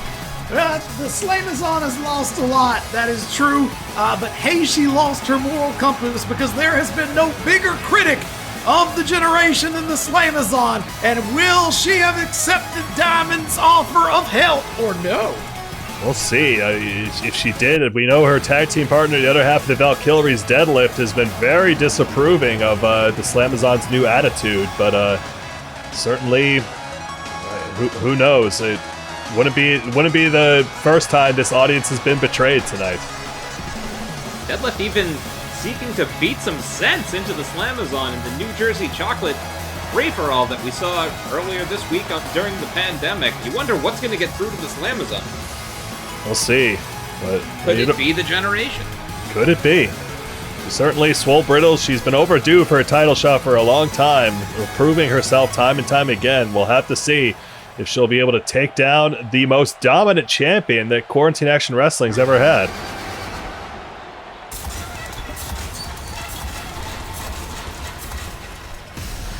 There you go. You hear those gears grinding. You hear that roar. Oh, look at that. Slamazon still... It looks like she's turned down the generation. She's still at her reduced stature. She's still more boa than wrestler. Well, that means great things for her moral compass, but what does it mean for her and Beltina? I mean, yeah, good on her for turning down that corrupt organization, but yeah, I don't... she loves Beltina. Is she really able to defend her in this state? We're about to find out as those boas slink and slide around. And folks, get those hashtags going. Is it going to be hashtag Slamazon or hashtag Swole for Swole Brittle? And this is our penultimate contest here, folks. The QAW Women's Championship is on the line. And right after this, thank you so much for sticking with us this whole show. After this is our main event. Diamond challenges Juicebox for the QAW Men's title. Renewing hostilities, Juicebox once thrown off the top of a production truck by Diamond, but went ahead and won the QAW Men's Championship by cashing in the Fauci Surprise briefcase. But before we recount that, QAW Women's Championship action on its way. Yep, Women's Champion. Introducing the challenger. Come on, Karen. From Salem, Massachusetts, Stuff Brett Mitchell. Stuff. Ugh. Oh, Karen. Introducing the champion. From Sucre, Bolivia, she is the women's champion. Smash!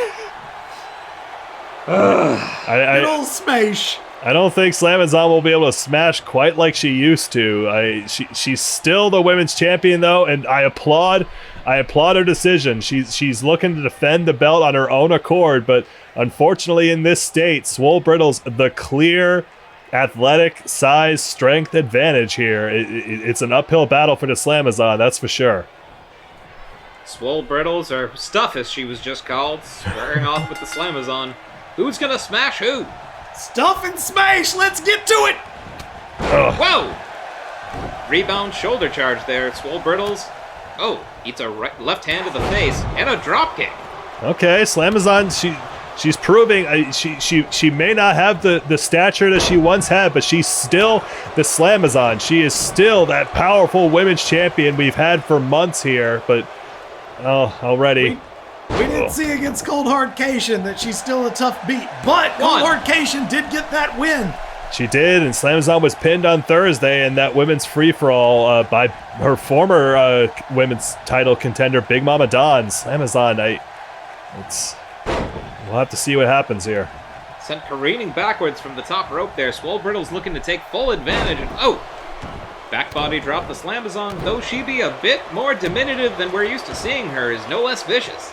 Absolutely not. She's still, it's not about the size. She still has that strength. If she can hoist up Swole Brittles for that Slamazon power slam, she might have this in the bag. Hope she's able to hoist her opponent, not her petard.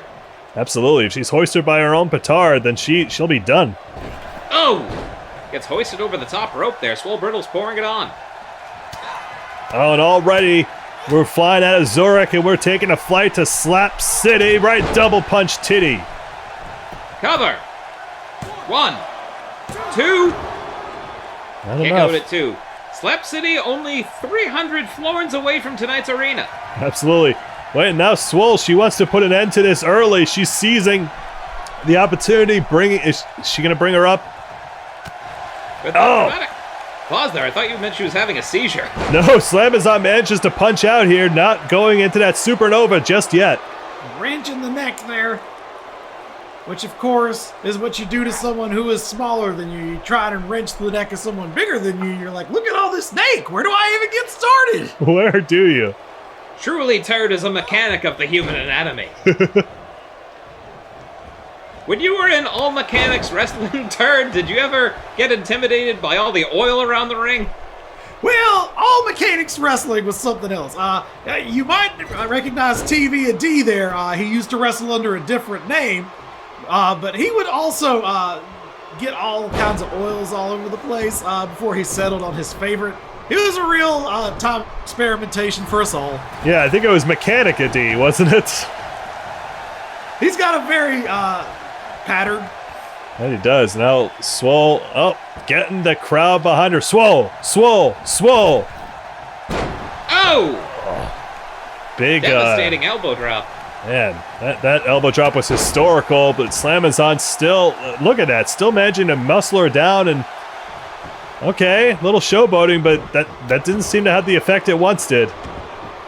And folks, thanks for tuning in to this historical event. Love is a Battlefield. Just a reminder, we will be off until March. Whoa! Oh, headbutt there from Swole Brittles. Point of the head to the midsection, and now deadlifting the Slamazon. And up and around Tilt-A-Whirl Slam. You gotta wonder if they, Swole Brittles, intentionally calling out the smaller size of the Slamazon. It might be. Swole Brittles, she's been playing mind games of Slamazon, claiming that she needs Beltina for a cup holder. She's trying to get under the skin of the Slamazon here, and I mean, what skin the Slamazon has left? Now has a hold of whoa! Hey! You're part of it! Sends her beeling across the ring! Oh, and that STO there, Slamazon. Sweet, now beckoning Swole Brittles to her feet. Is she looking to hit the power slam? Slamazon She's slam! Gonna try. Hoists her up and slam! Is this enough? 1, 2, no! No one's ever kicked out of the Slamazon slam! Without all the mace to get behind that, that is just basically a body slam. Wait, bring her up again. If it doesn't hit the first time, just try again. Stubborn though she may be, she be mighty. Down goes Swole Brittles. 2 Slamazon power slams. Dose. 1, 2, no! Oh gosh. 2 slams, 2 kickouts. What can the Slamazon do? Still trying to gain some kind of momentum here, but it just doesn't have nearly the force, the strength that she used to. She's got to close the book on Swole Brittles. Swole Brittles can take a beating, but she's going to rally if she allows her to. Yeah, I mean, we saw in that legendary match between Swole Brittles and Deadlift, just the amount of punishment Swole can endure. It's almost like she's letting this happen. Well, this could be to her detriment as whoa! She eats a boot to the uterus. Remember, yes. Uterus cannot love Nate. That's part of what initially started the split that led to the reunion that led. Oh God! Low blow to Slamazon's uterus. Now Swole Brittles taking advantage. Swole has had enough. Oh, this is not a friendly contest anymore. This is a new, edgier side of Swole Brittles we are seeing. Are we seeing Uterus take the wheel? Are we now bringing up Slamazon if she can hit it? Running. You don't mean the Slamazon? I mean the Brittles Supernova. Slamazon's down. 1, 2. That's it. Swole Brittles is your new champion. Swole Brittles. Wow. Slamazon turned down the offer from the generation, but perhaps to her own ruin. Swole Brittles has pinned the Slamazon. Congratulations to our fourth ever QAW Women's Champion. What does this mean? For the theme of love triumphing, there was no love stronger than what was between Beltina and the Slamazon, and that's been wrecked by Swole Brittles. Well, you saw it. The final boot in the coffin was kicking Uterus. Uterus came alive inside Swole Brittles and propelled Swole Brittles to win. Wow, shocker here in Zurich. Swole Brittles, your new women's champion, but folks, don't go anywhere. It's our main event coming up right after this. Juicebox defends against Diamond. Don't fuck with the uterus!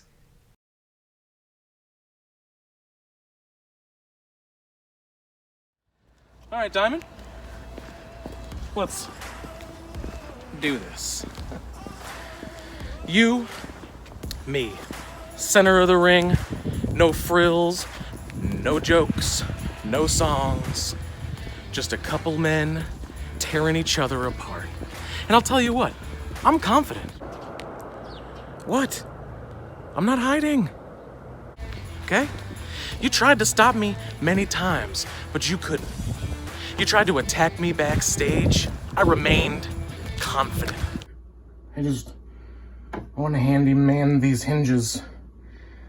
Not hinging the way that they should hinge. So many times you tried to catch me. I'm just trying to find a sock.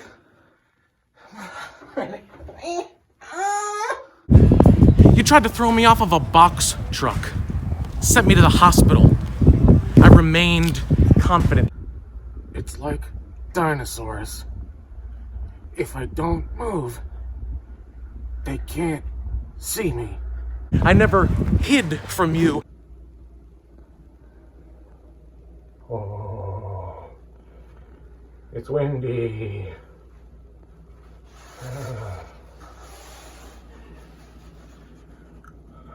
You're hiding. A single time. Diamond, when this is all over, so will the generation. For once and for all. And don't try to tie me up backstage again so this match can't happen. Because it's happening whether you like it or not. I have never been more confident. Dude, I'm naked. I'm showering. I'm not hiding, you're hiding. Not sip. It's wet in here. In my life than I am right now. Can't wait to see you. Sip, bitch. The arena's this way.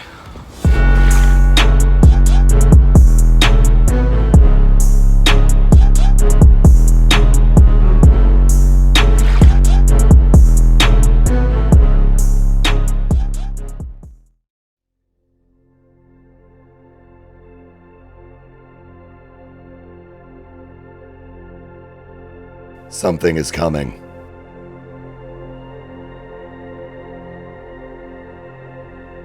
You can feel it, can't you, Juicebox?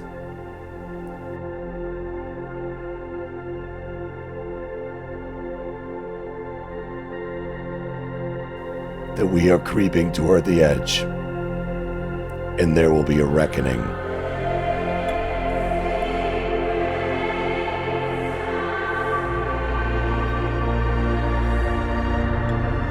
And I saw, behold, it was a white horse, and hell followed with him.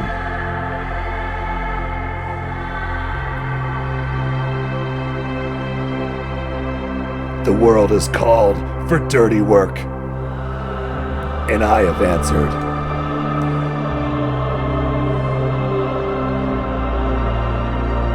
No greater good, no just cause.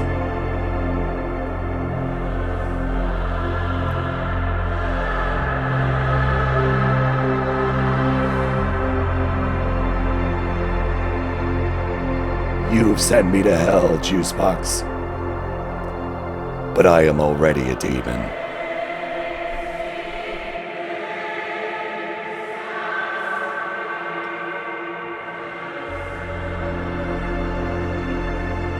And tonight, no one is coming to save you.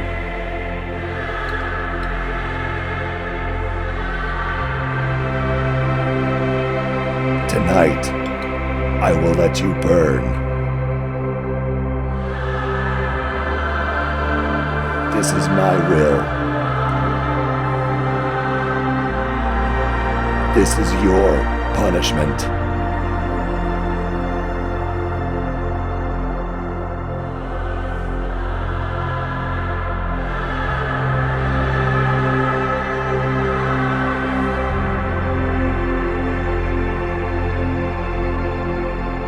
Tonight, after our final battle, I won't scatter your sorrow to the heartless sea.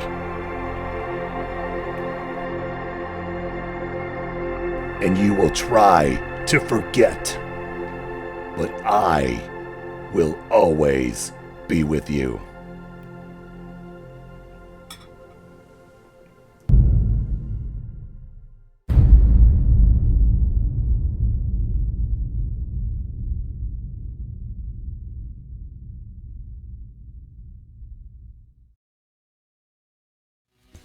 Tonight's main event, the return of Diamond, taking on acting QAW Commissioner and Men's Champion Juicebox.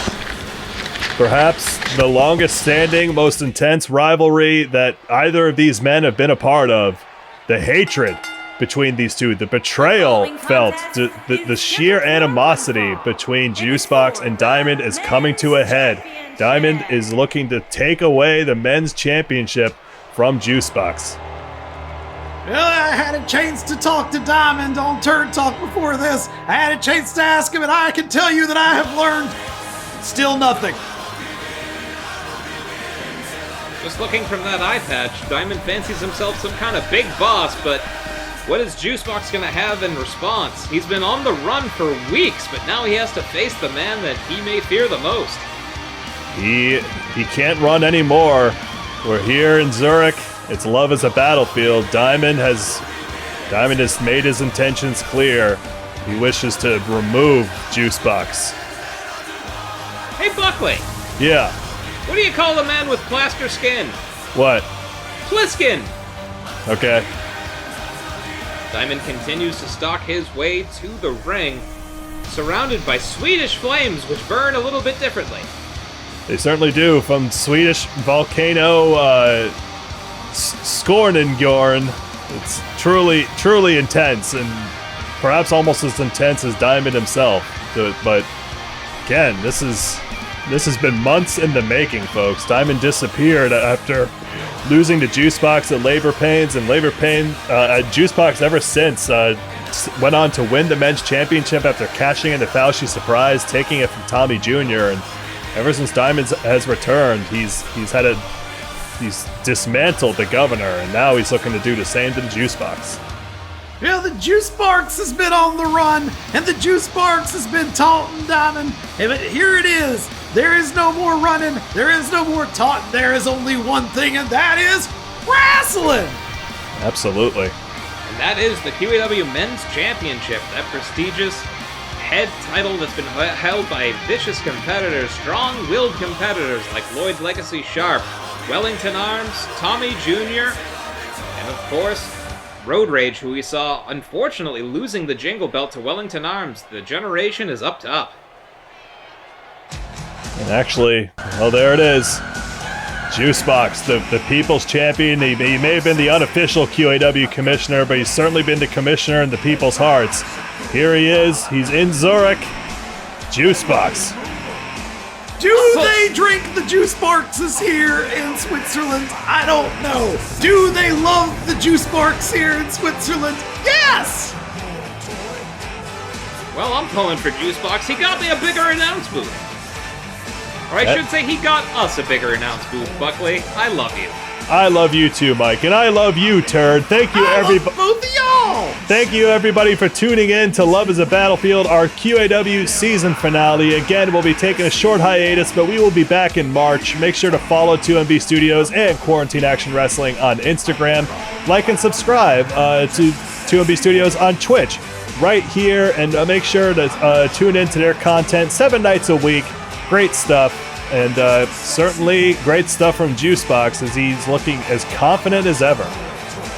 Is this the last time the Juicebox can show off with the QAW championship around his waist? Only time will tell. We're just a few florins away from finding out.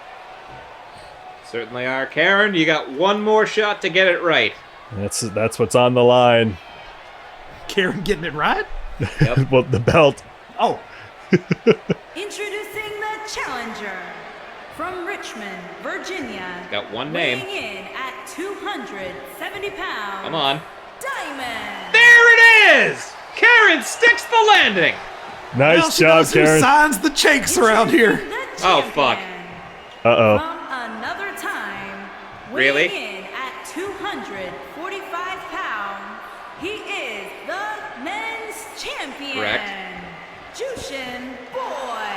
No! Jushin Boy. You were so close.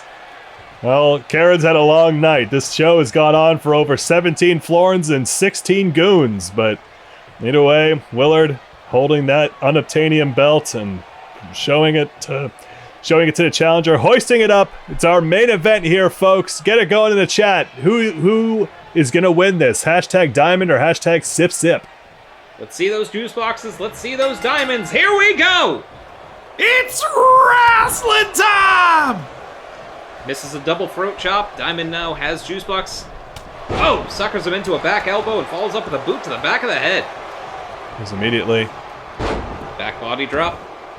Well, wherever Diamond was, it has made him just as vicious as he ever was. Absolutely. Juice box breaking out that suplex. Boot to the midsection. He's got juice box trapped. Could this be package? Oh! Fakes him out into a slam. Looked like a Boilermaker there. Shades of Bold Hard Bastion, but now just... Whoa!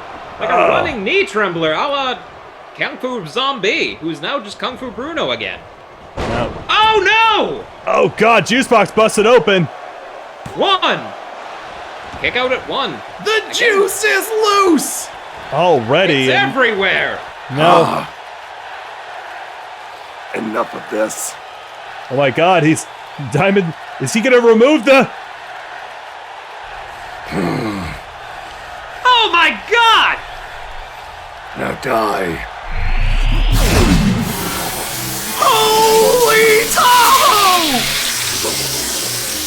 What in the name of quarantine ancient wrestling is What this? the hell is that? Some kind of laser eye has sapped juice box of all of his strength. What the hell is this? This is what Diamond was up to, weaponizing his face? The juice box has been sapped of his energies! Oh my god, and now look at it. Diamond just beating on him and... Oh no, setting it up. Could it be? Bringing him in. One-winged angel! Middle of the ring, is this enough for juice box? 1, 2, 3, dark days for QAW. Diamond is champion. Diamond has finally attained gold in QAW. Holy shit. What? I don't even know what just happened, but Diamond is your QAW men's champion. And the juice box has been, dare I say it, terminated. Wow. He's been drained of all of his juice. Diamond finally caught him after he'd been on the run for so long, and the generation is back on top. What does this mean? A new era for the Generation Diamond, your QAW men's champion, Wellington Arms, your Jingle Belt champion, the Love Doctor, your hardcore champion, and AC Volt's victorious over the Chosen One. What do they have planned going forward? Who could have thought that hideous, monstrous, robotic visage of that half of his face was under an eye patch? Clearly. Well, eye patches can do a lot, cosmetically speaking. It's amazing how it can be hidden, but Jesus, what a hell of a show, everybody. Thank you so much for joining us tonight at Love is a Battlefield. We love you. It's true. We certainly do, and folks, we're going to be using this time to take a class from 3weeks.courses, and we encourage you to do the same, but it's been a hell of a season for Quarantine Action Wrestling. For Turd Tahoe and Buckley Swantoon, I'm Mike Mann saying... Love you. Ass! Ass.